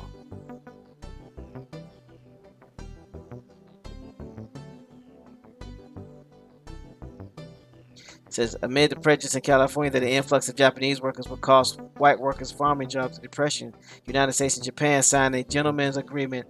Japan agrees to limit Japanese immigration to the United States to certain categories of business and professional men. In return, President Theodore Roosevelt urges San Francisco to end the segregation of Japanese students from white students in San Francisco schools. Now, here's the funny thing: they talk about these people coming from Japan, but they don't talk about the immigration area where they come into. Yeah, a lot of them are what they call Chino, what people think has something to do with Spanish. No, Asian descent, Chinos. Matter of fact, there's a documentary. I'm gonna try to get it for AIM, or get the permission to show it on AIM. But they talk about the mass Chino population and how a lot of people think they have Spanish descent, and they don't. They're actually Asians. Now this, I know, right? From 1956 to 1957, the United States admits roughly 38,000 immigrants from Hungary after a failed uprising against the Soviets. They were among the first Cold War refugees the United States would admit. Over 3 million refugees during the Cold War. So that's 3 million Hungary refugees. 1960 to 62, roughly 14,000 unaccompanied children flee Fidel Castro's Cuba and come to the United States as part of the secret anti-communism program called Operation Peter Pan. Wet foot, dry foot.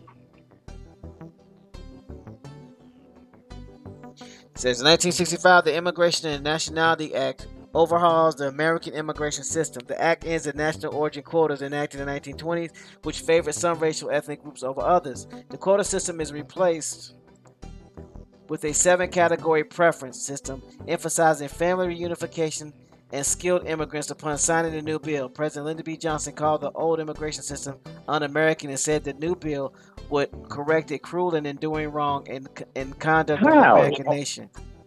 And then it says, time out. If the new bill says for family reunification, that means the original family came on the old bill. So what did it really change? Nothing. It just means that if you already here, you can keep bringing your family members over. Over the next 5 years, immigration from war-torn regions of Asia, including Vietnam and Cambodia, will more than quadruple. A family reunification become a driving force in U.S. immigration. Now, I'm going to go back.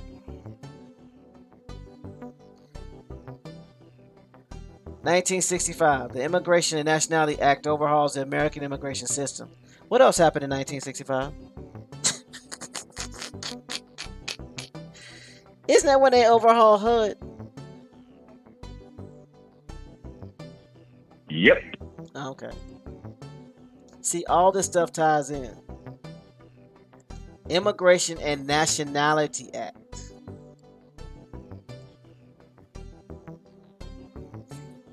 But before you go further, 1965, what happened 1970? First year that you can self-identify on the census. Now think about it.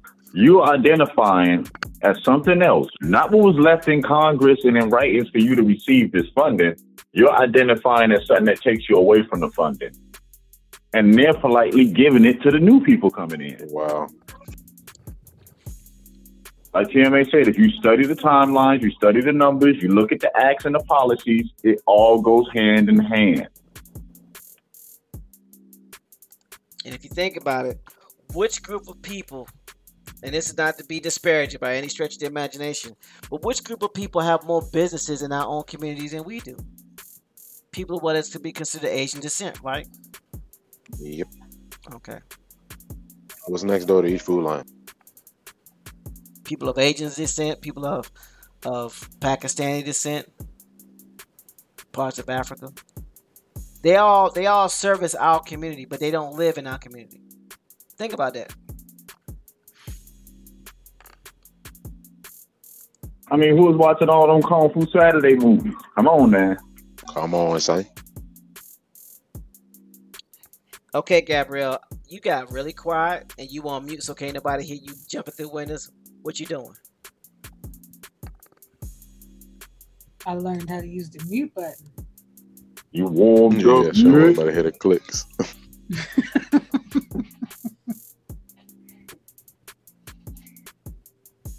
Just gotta learn how to use the mute button. You trifling in, you in trouble. So basically, if I'm understanding this correctly, and correct me if I'm wrong in this understanding or way of thinking, there wasn't just a reclassification done within the United States. There was a reclassification done worldwide, so to speak. That's the only way you can pull this off. I'm going to say it again. You can't pull the wool only over one group. No, you got to pull it over the whole world population for this to work. That's why they didn't separate us in school. Everybody was lied to. And once we start realizing that the lie just wasn't told to us, go back to school. You had so-called white people in your school, Spanish people, Exactly. You know, Asian people, Asian descent. We were all Learning the same taught history the same class. BS. It's the only way it works. If you teaching me one thing in the school and then somebody else learning something totally different, what happens when we get together? We start realizing, hey, somebody was lied to, but now we all talk the same lie.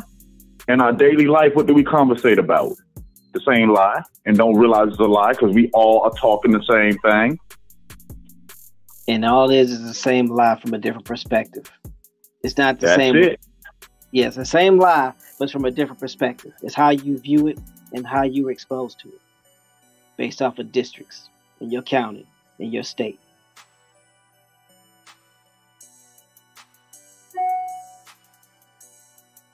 Because think about it. If you're part of the poor white class, the actual bottom, what were they told why they're there?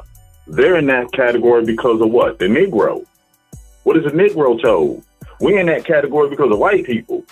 What is the foreigner told? They like that because, oh, these melanated Americans are lazy. Think about it. Same story like Tim said. Different points of views, different victims, depending on who's telling the story.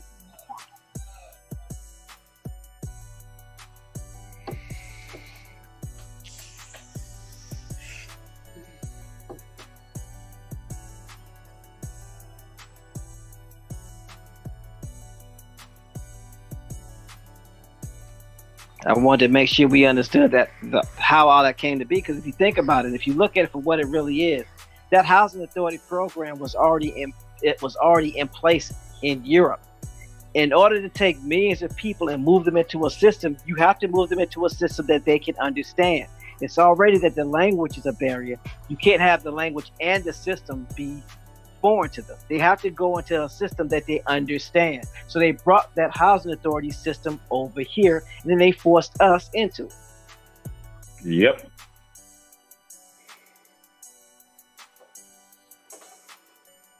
And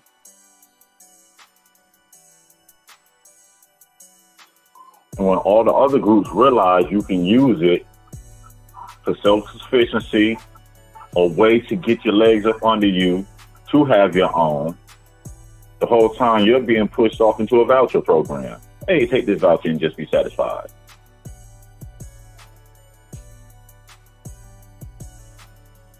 Not realizing that you can access it and be owner of housing properties for your people.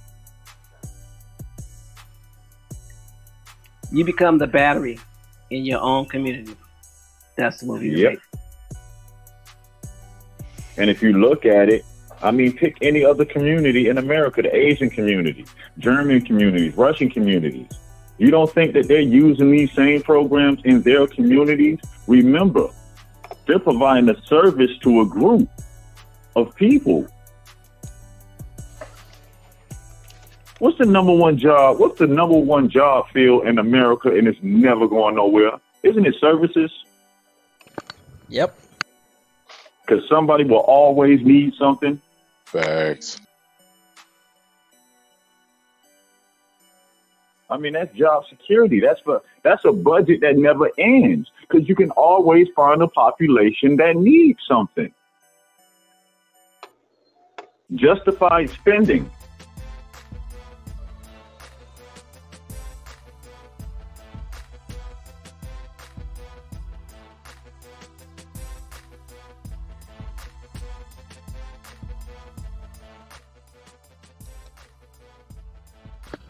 So, now that we got that out the way, boys and girls,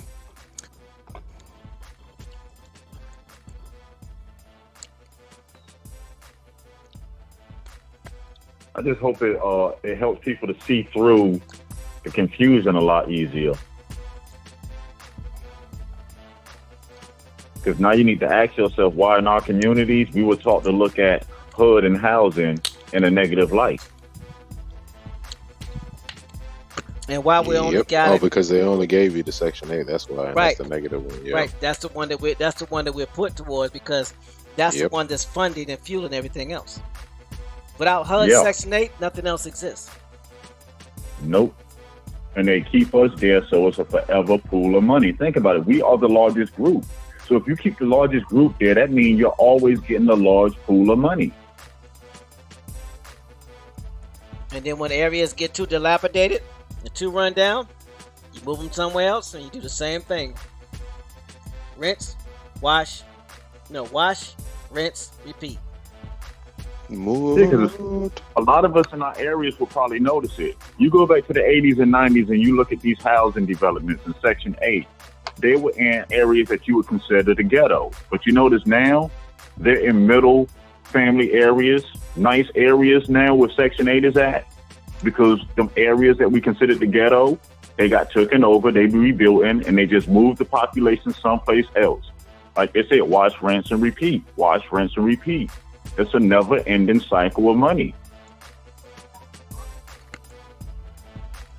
Seems to me that we're going to get moved around wherever they need us to be to justify getting funding.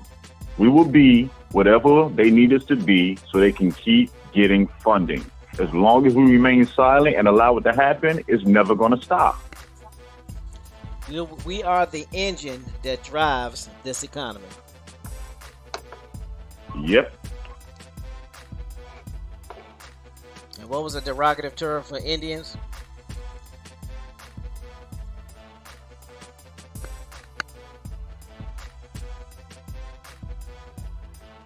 So we're back on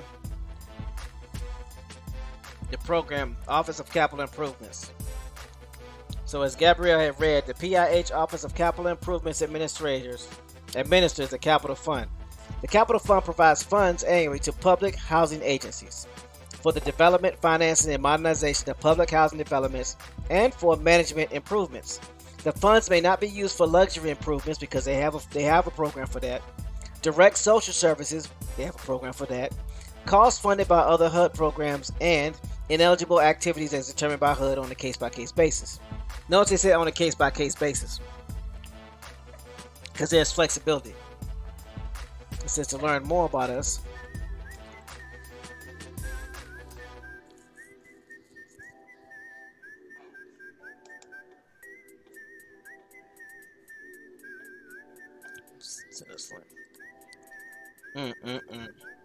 Guess where this office is located, Bones?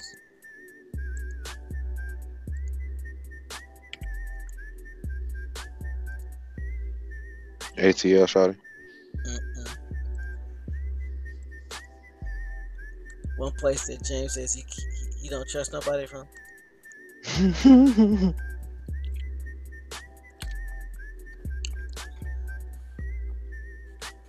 The Office of Capital Improvement is one of the three offices under the Deputy Assistant Secretary for Public Housing Investment, PHI. The other two offices under DAS for PHI are Offices of Urban Revitalization, Hope 6, and the Special Application Center, SAC, which is located in Chicago, Illinois. The office administers the Capital Fund program, which provides funds annually via the formula to approximately 3,200 public housing agencies. 3,200 public housing agencies across the country. Public housing agencies may use Capital Fund grants for development, financing, modernization, and management improvements. The Office of Capital Improvements also oversees the capital funding financing program that authorizes public housing authorities to borrow funds conditioned on a promise to pay the debt service from Capital Fund grants. Stop.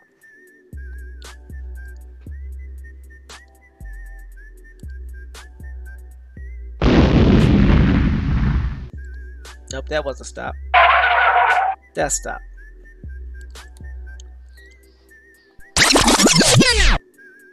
It's all about understanding what you read.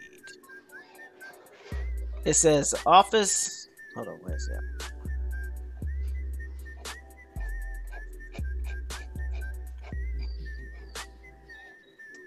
Oh, I just lost it. Oh, the Office of Capital Improvements also oversees the Capital Fund financing program that authorizes public housing authorities or public housing agencies to borrow funds conditioned on the promise to pay the debt service from Capital Fund grants. Not from profits, but from Capital Fund grants. So you're being loaned money as a public housing authority or public housing agency on the condition that you will then seek grants to pay back the loan. Okay, maybe it's just me. The office provides technical assistance to PHAs as well as the HUD field offices relating to development, financing, modernization, and management improvements of public housing developments. It prepares quarterly reports to Congress on the status of the obligation and expenditure capital fund grants and implements the statutory sanctions for public housing agencies that are in non-compliance with the statutory deadlines. How do we determine if these public housing agencies are in non-compliance? If no one tells anybody that they're in non-compliance. The office is also responsible for the development of the total development cost, TDC, limits and issuing a TDC notice. The TDC provides the standard cost limits for developing public housing projects of various sizes and types. The TDC limits also serve as a limit on the amount of money a public housing authority or agency can spend on modernization of their existing public housing. David Fishman, the Director of Office of Capital Improvements, can be reached at 202-402-2071. Comments, critiques, criticisms, anybody?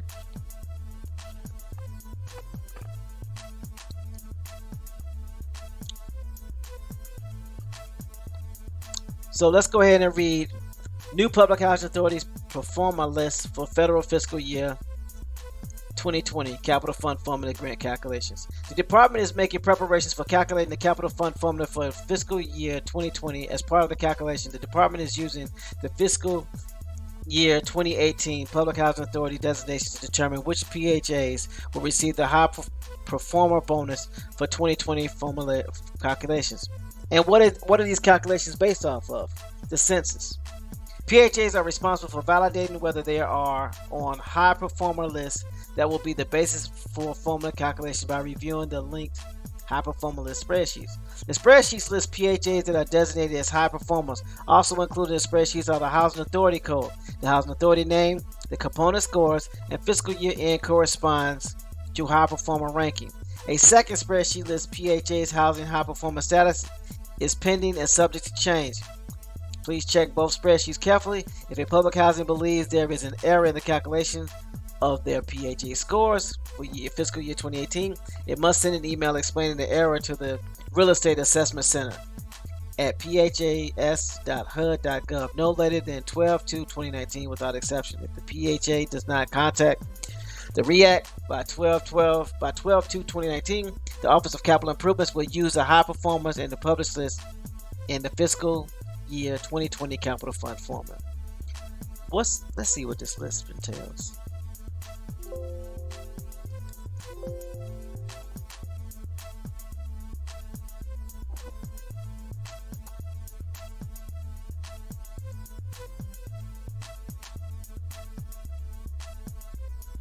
Let's see what we get.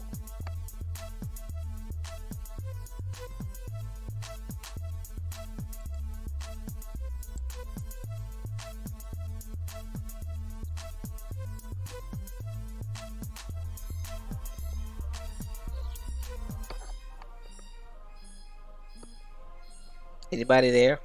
Anybody? Mm-hmm. Nah. Everybody got quiet. I thought I was by myself for a second. I was like, what happened? You were reading though. I ain't read in like 2 minutes. I mean, click it. Okay, well, your time. Nope. Don't do that. Don't do that. 2 minutes, Turkish. Don't do that. I'm pulling up the Excel spreadsheet for the high performer list spreadsheets. These are the housing authorities that are high performers. Now I'm gonna crack up if none of them are based state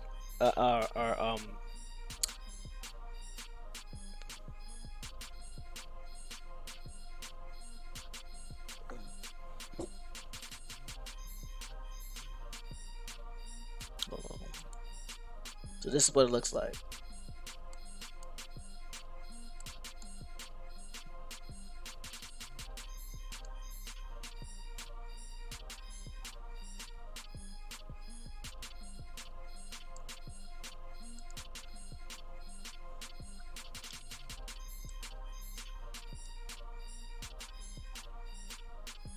So these are the top performing housing authorities.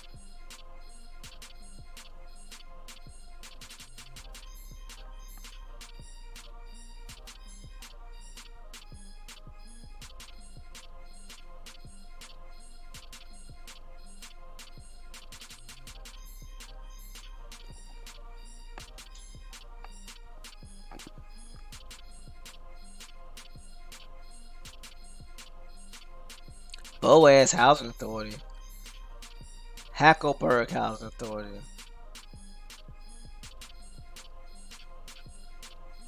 Hod Arab, really?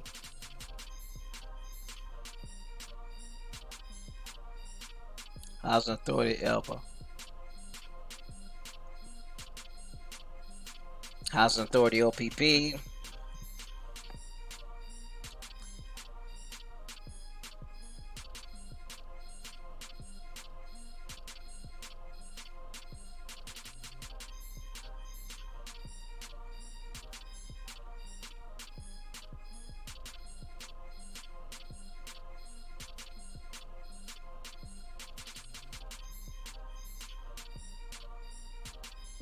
this is crazy. So these housing authorities are from all over. Some of them are named after counties, and some of them are actually looks like privately named companies. That's the interesting thing. I'm willing to bet that the majority of these that's on that list are not in areas that dominated by us. Especially knowing what we know about Section 9 now. Mm-hmm.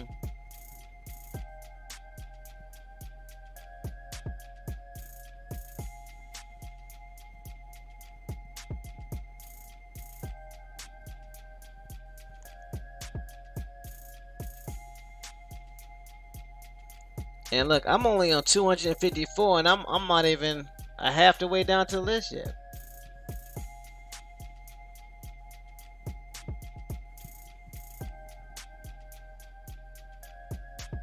So there are a lot of Think housing about it. authorities. All of this is based off of funding through PIH. Yep. It's like public Indian housing. Us, we finance everything else. There are over. Like usual.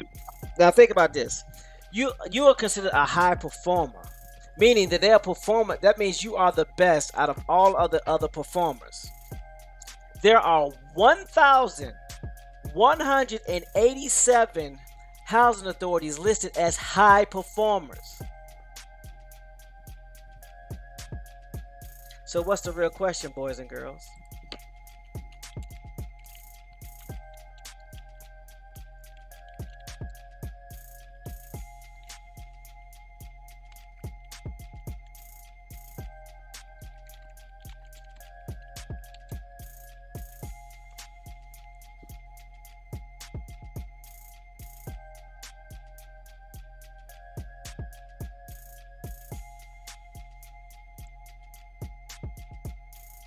It says there are approximately 1.3 million units of occupied public housing managed by some 3,400 public housing authorities.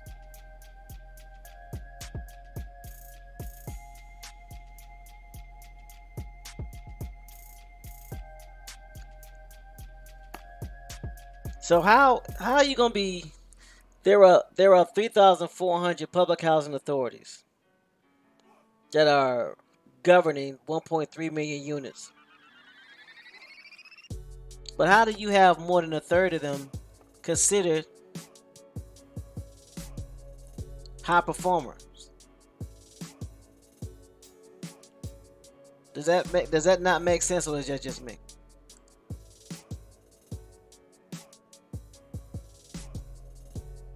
So you're basically saying a third, more than a third of all of the public housing authorities that exist. Oh, I just forgot. You got public housing and you got social housing. Social housing are privately owned. Public housing is partially government owned.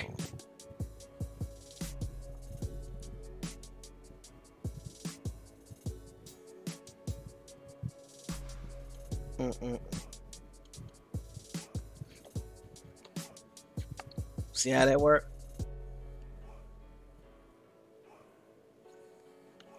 So let me put how many social housing authorities are there.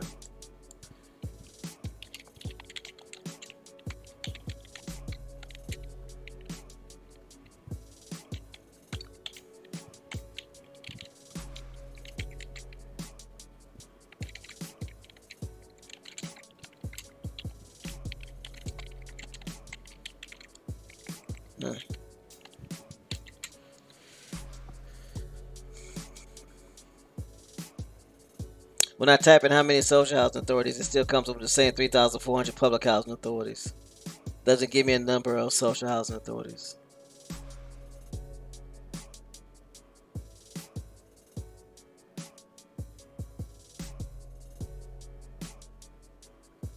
That's interesting.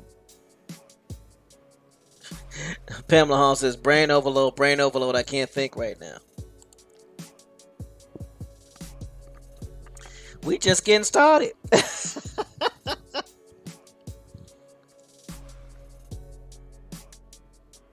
So yeah, out of the 3,400 public housing authorities, 1,800 of them are on the high performer list. That don't even sound right, y'all. I'm sorry. Or are they on the high performer list because no one's complaining? Also remember, too, that when it comes down to it, you got, what is it? In some cases, you may apply to the individual development and or the private management. Because, see, you got public management and private management, too. When it comes to housing,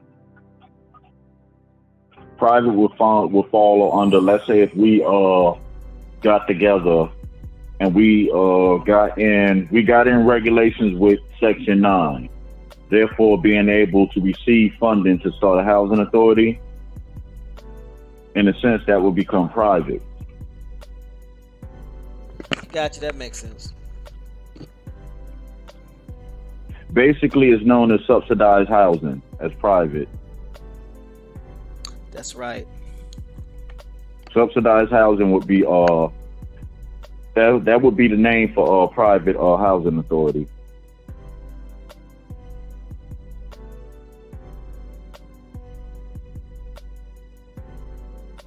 I can dig it. Yeah, because out of all the housing authorities, only 130 of them have a Section 8 program. It says, yeah, there are about 130 housing authorities that have a Section 8 program. So if you're looking at over the 3,000 housing authorities, and out of them, only 130 have a Section 8 program.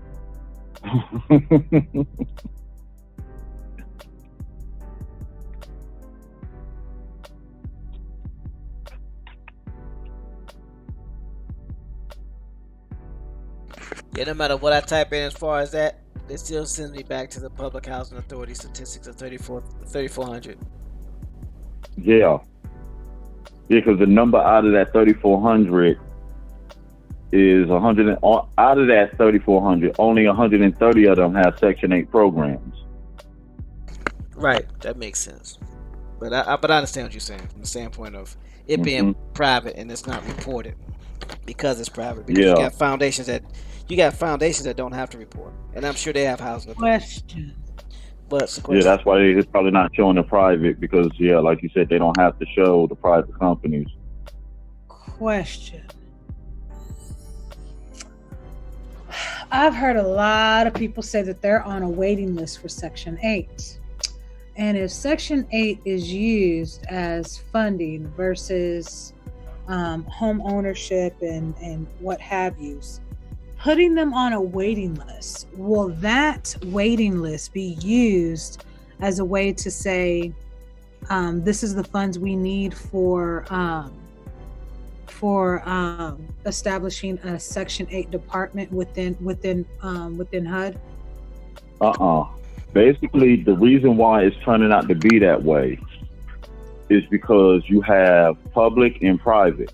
Remember when we read earlier this rising?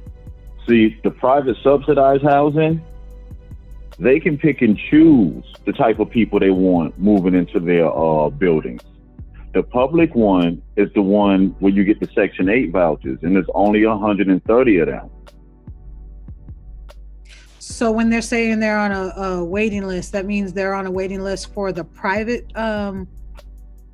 No, they're on the waiting list for the public because there's only 130 housing authorities dealing with Section 8 vouchers. Now, Bones, check this out. Bones, remember the video we watched a couple of weekends ago where we were both watching the same video and didn't know it about the homeless girl in California? She was on a 10-year Section 8 waiting list. 10 years. There's only 130 housing authorities in America that deal with Section 8 vouchers. The other ones, the other housing agencies, basically what this is telling you, the others on the list outside of these 130, they're private. They subsidized. It's no different if we got together, got the funding to get an apartment complex, then step to Section 9 and be like, listen, we have 130 units. They're available for housing. But because we're doing it privately, we can dictate the people that move into the building. Exactly. See, if you look at how the Section 8 program works, you notice our people will get pushed to the apartment complex, when others will get pushed to houses. Being able to buy the houses. Look at who dominate the apartment side of the Section 8. It's the majority of us. If you look at the other side of Section 8, where it's the people that's on these programs that don't look like us, you notice they live more in houses. So if I remember correctly, Gabrielle, look at the ghettos in the city. We piled up on top of each other. They spread it out.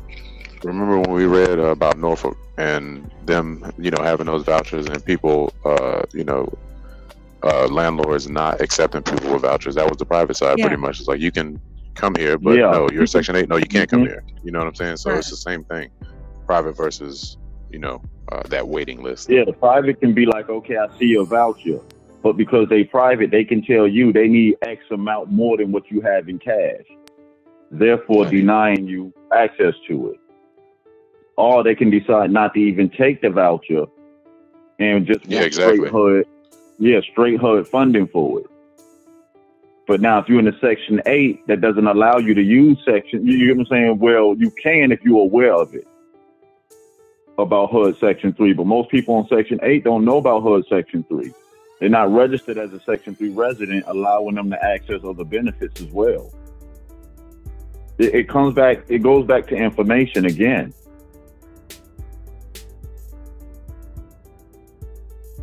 But the solution again is what we're going through this rising.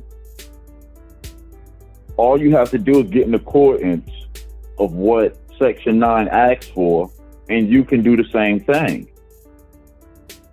You could turn around and get whole communities, housing blocks, apartment complexes. Use the funding and just do right by it. Because the problem isn't the system. The problem isn't the system. The problem is in the execution of said system and the lack of application of it. You go in there for services, but if you don't know what services are available, then you don't know what to ask for. So you're going to say, what's a negotiation when you have nothing? That's not a negotiation. Somebody's going to tell you this is what it is. You either accept it or you walk out. But if you go in there well diverse on the information, knowing what's available, now that becomes an open negotiation because they just can't tell you anything. You can go in there. You don't mean speaking legalese, or nothing like that. You ain't got to know the laws. Asking direct questions. You know what you qualify for before you even go in. You understand? You know the programs that you can access before you go in. So when you're going in, you're asking direct questions for your direct needs, and that's what we have to do better as a population. We have to inform ourselves as a population. We have to stop expecting others to tell us. Because at the end of the day, why would they tell you? Ask yourself this. If you got an advantage and you dominating and you winning, you going to give up the secret play? If you ain't going to peep the play, and start implementing it yourself, they ain't gonna stop running it. It's winning.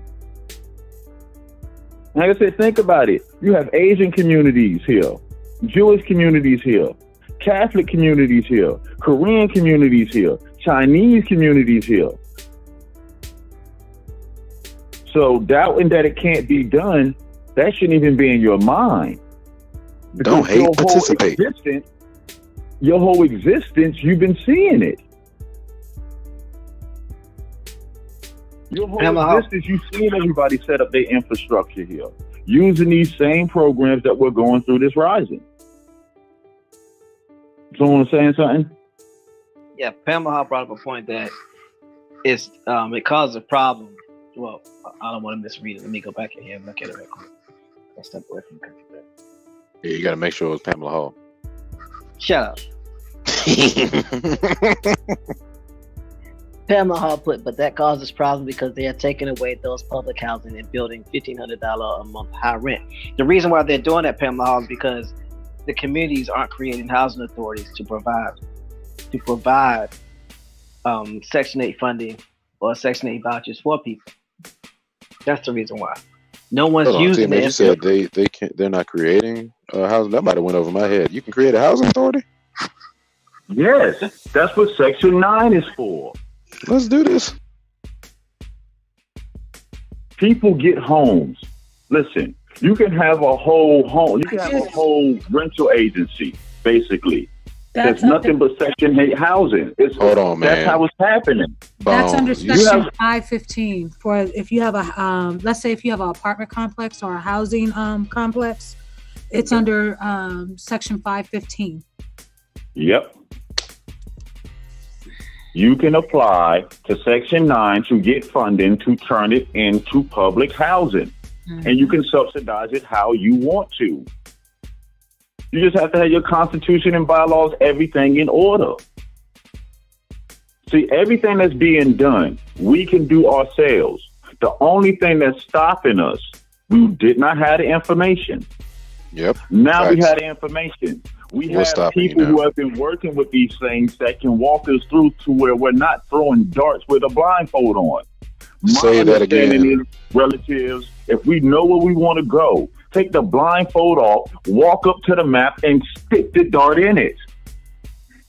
Big facts. Everyone else who have came to this country, our homeland, have accessed these programs.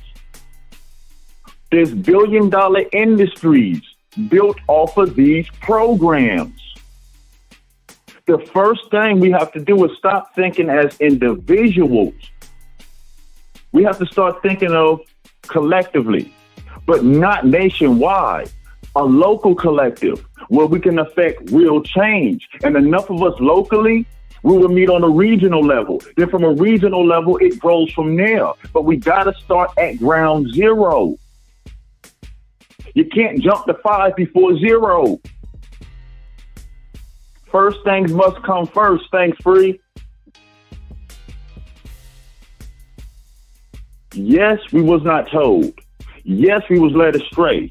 But the Creator has put us all in a situation who can hear this information to be informed. Now it's up to us to start reaching in our neighborhoods, finding like-minded individuals so we can start moving forward. There's enough of us to where we actually have real leverage. We want people to sit back and take the time out, to start doing their genealogy, to start taking the time out to care about where they come from, their story. Then let's fix their needs. Let's help them. Because no one's going to take the time out to want to hear anything about history when I got problems going on right now. My children have needs right now. My elders have needs right now. But guess what? These programs can help us right now. This is way more easier than the misguided information that we ran behind before we got to this point right here. It costs you less. It costs you less. If we can organize for some foolishness, we can't organize to move forward. People can sit here, talk all type of reckless stuff on YouTube, but we can't go down to City Hall to ask some questions. We can't go down to the Housing Authority to get more information to bring back to our communities, to start putting pamphlets together to inform our people.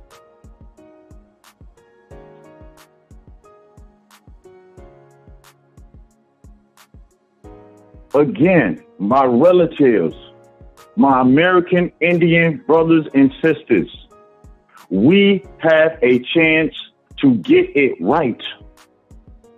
We have a chance. We are that generation. But I ask of you, what will our story say in the end? Will we be the generation that had the chance to do something so great and we let it fall? Or will we be that generation that decides no longer will we be misinformed? No longer will we let someone who looked like us mislead us. We're going to take it among ourselves to be responsible, handle our responsibilities, save our children from this madness, and build an infrastructure for 7 generations to come will never be blinded by this foolishness ever again. Now, what will we do, relatives? The choice on you. What's your story going to say?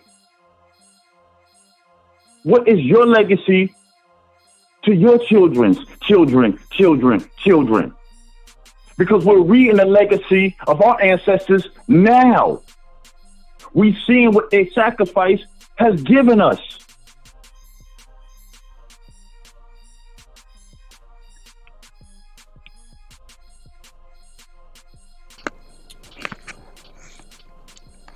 All right, I am stepping over the microphone now.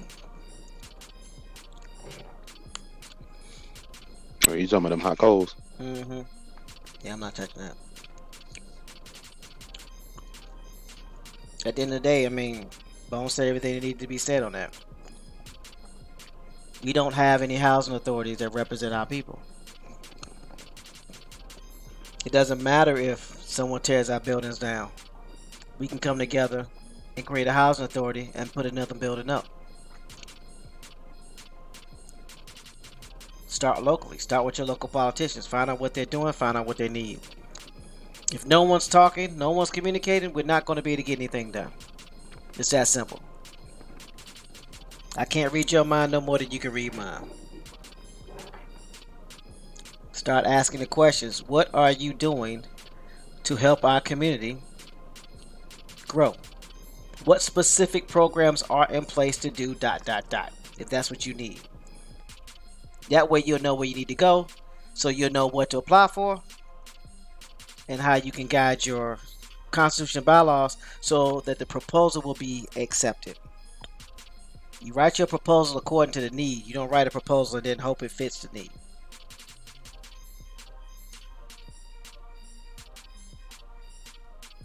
I don't know, that's just me. I could be wrong.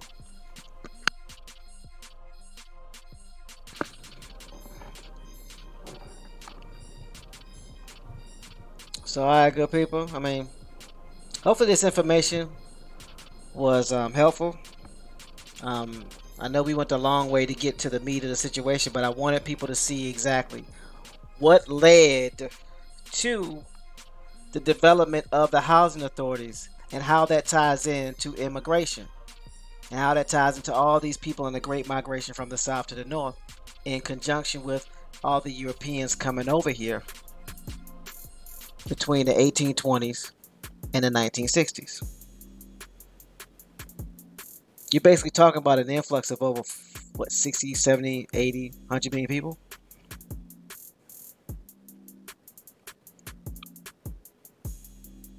Correct. Look at it this way. That's like you have a nice 4-bedroom house. Then all of a sudden, you got 8 people that have been put into your house.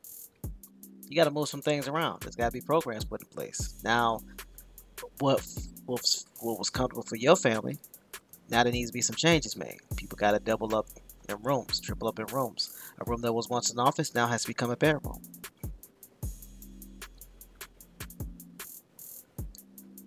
And instead of you understanding that you can just build another house to accommodate these people, they take you out your own house and put you in a shed.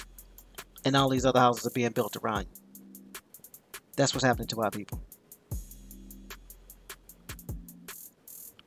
Now we can build our own houses. Now we can build our own communities. You don't have to have a tribe. You don't have to be a tribe. But you do have to be counted.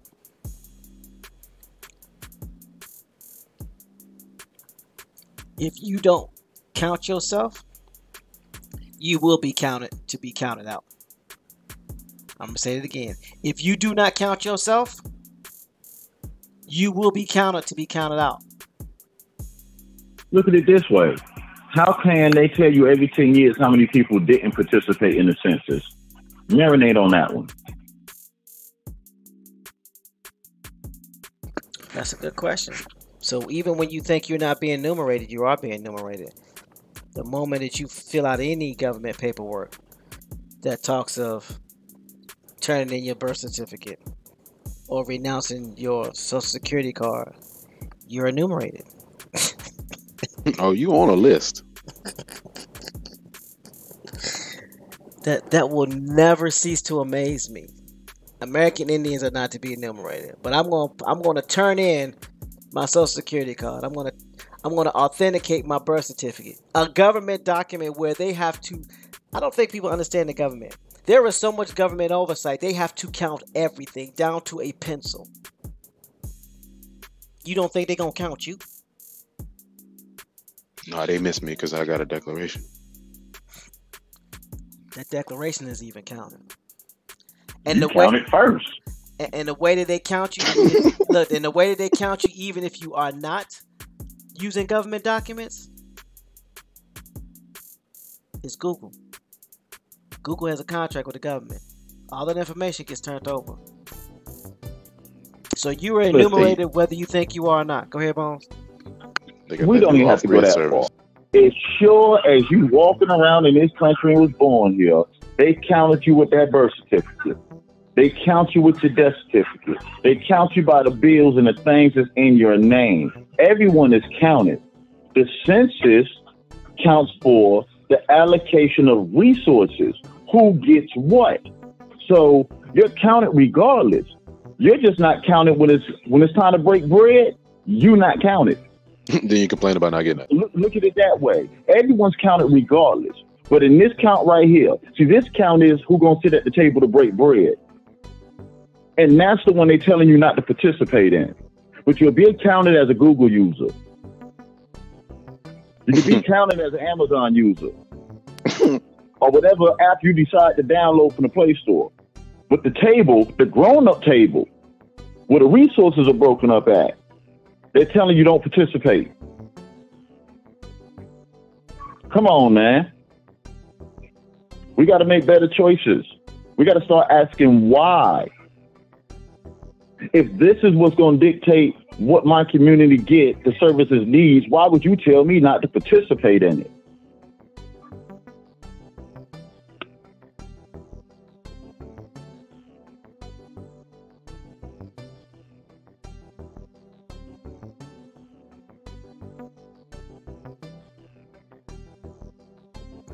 That's definitely something to think about.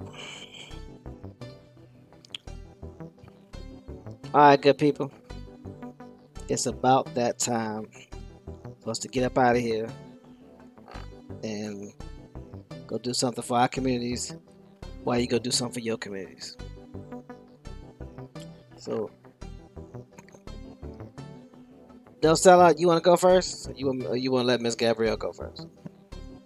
Ladies first. Ladies first. Oh, you now it's say anybody. Oh, you know it's now. Now it's ladies first. Okay, Gabrielle, what you got for good people? Yeah.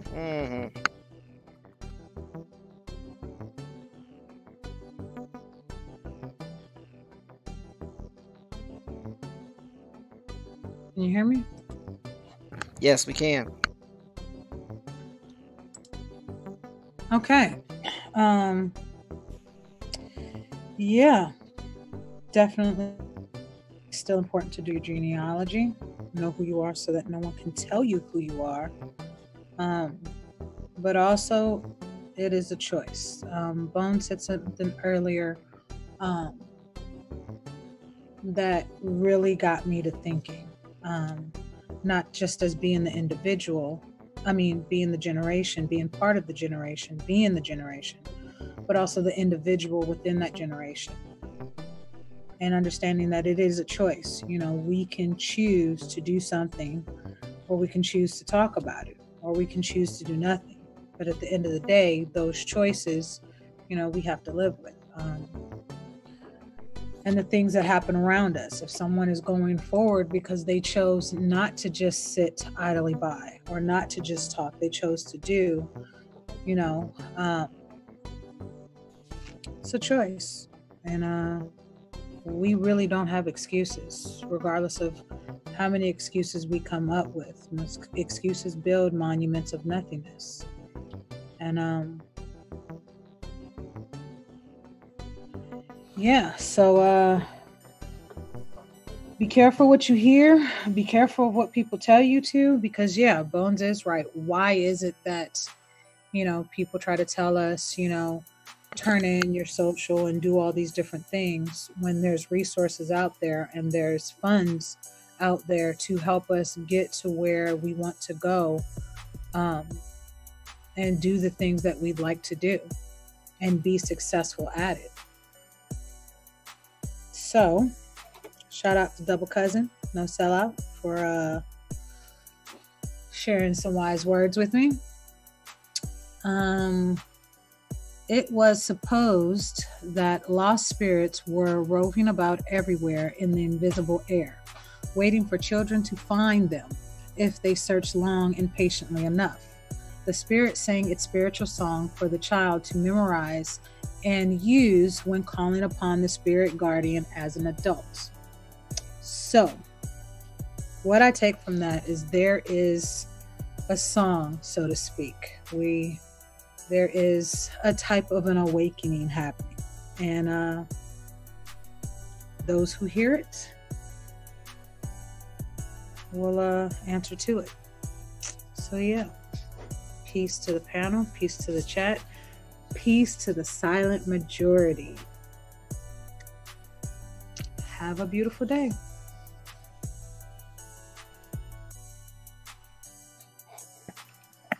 All right. Thank you, Gabrielle. Appreciate what you bring to the table. Appreciate all you do. All right, you go back, jump through some more windows now.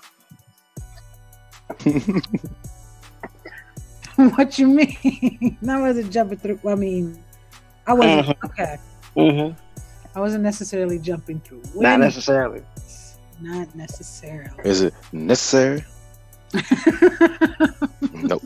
I like the chase. I ain't got nothing to say. Peace, y'all. No, read y'all. Read y'all, please. If y'all have any questions, comments, concerns, and or corrections, please hit us up. We are available all day long, probably 24/7. Somebody fell asleep last night, and it wasn't me this time. Thank you, Jeebus. Hit dogs holler. 10 hours later. No, but yeah, peace to the panel. Peace to the chat. Yeah, man, hit us up. Email, the phone, TMH. Hit them with the phone number when you go. Man, please. This is some heavy information. Don't take it lightly. Peace, y'all. Yeah. It's heavy information. Don't take it lightly. Okay. Nature's Void asked Bones. He said, "Did you post the show yet?" He says, "I'm not seeing it below." Oh, yeah, so. I was gonna ask that too. If we, I think no. When this one finished, they'll be up there. Once this one finished, they'll be up there. Yeah, I'm trying to spread these. Yeah, because it's in updating mode, so it won't upload to the site. Finish updating. All right. So I guess I'll go since No Sellout said he ain't had nothing to say, but he had something to say. He said it. Yeah. He go co-singing, co-lead singing. Anyway, The number to call in number is 669-900-6833. That's 669-900-6833. The meeting ID is 267-930-0440 #. Again, the meeting ID number is 267-930-0440 #. If you got any questions, just call. We'll be there. Somebody will be there. This is what I want to say. With all the organizations, regardless of how you claim yourself or whichever category you feel that you fit, that's not for me to say. Everybody is claiming that they want reparations, or they want some type of restoration for the atrocities that happened to their people, those people, our people, based off of what we believe our people or who our people are.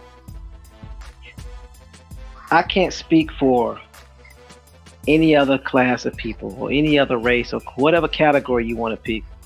I can speak for the American Indian. We're classified as Native American by law, but we are American Indian.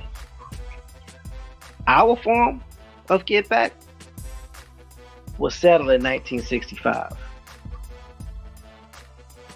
on a personal level and a business level under the Public Housing Authority and under HUD,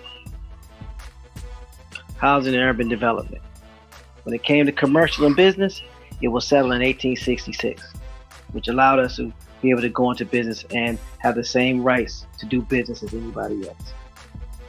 So I can't speak for those who are ADOS or those who are Aboriginal. I can't speak for you. What I can speak for is Indians.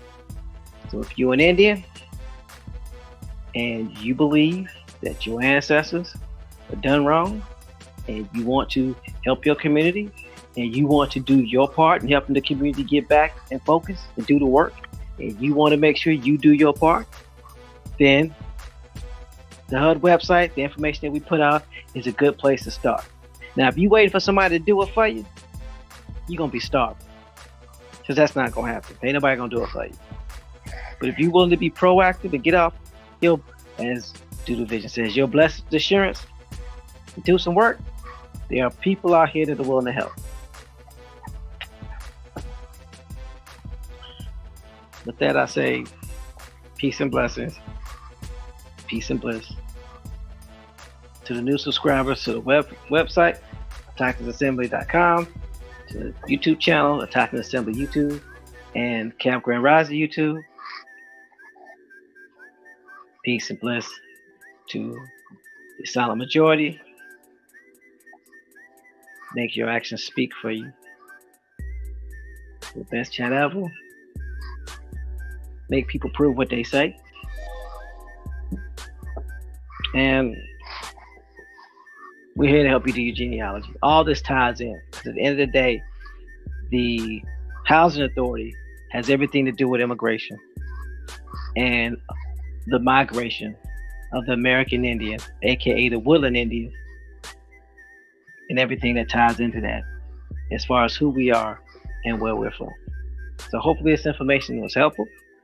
We're going to be putting out some more information like this tomorrow. Diving a little deeper. And, you know, panel, y'all know how I feel about y'all, so I ain't going to get too mushy.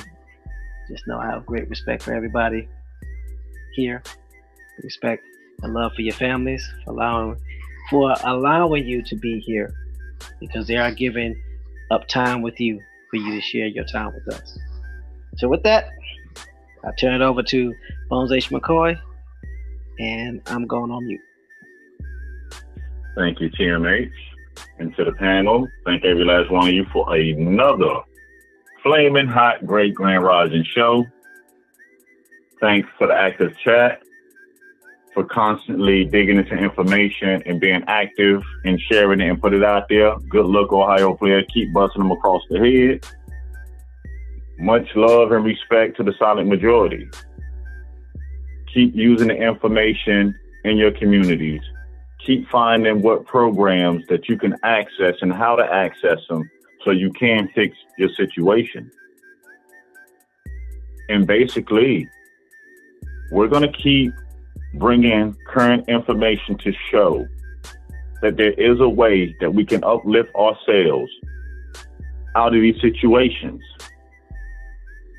Everyone needs help on that road to self-sufficiency. And like how been pointed out so many times and how TMH said it perfectly, all has been set in stone since 1965. We have to start moving forward and using it. We have to break away from the program that got us so quick to want to point fingers, yell, scream, get emotional, and get back to our ancestors' ways. Moving forward and making sure our community are taken care of, our elderly are taken care of, our children are taken care of, our present is taken care of. And no, it's not going to be easy, and it's not supposed to be. But then again, what as a people we cannot accomplish? We have survived everything that has been thrown at the American Indian. So I ask you, what do you think happens once the American Indian start moving, start speaking in action, start building? We are still here. And it's time to light that torch to let the world know we are still here. But my relatives, you can't do that sitting down on the couch, stuck into the TV, typing on keyboards. No. We got to unplug, step out them front doors, take a deep breath, smell the air around you, feel that wonderful sun on your skin, and get to work. So till we link up tomorrow for the next Rising Show, remember that we love you, and peace.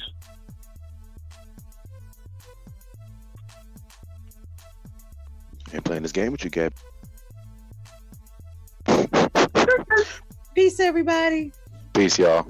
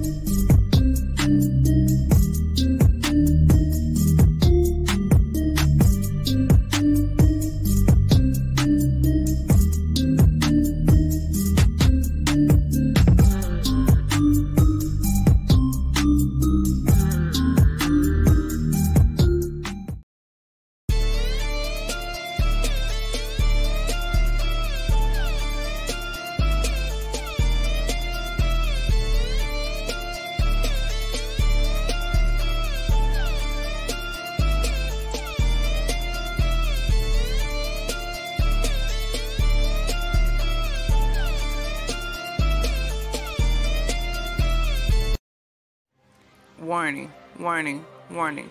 Hard hats, pickaxe, shovels, boots required.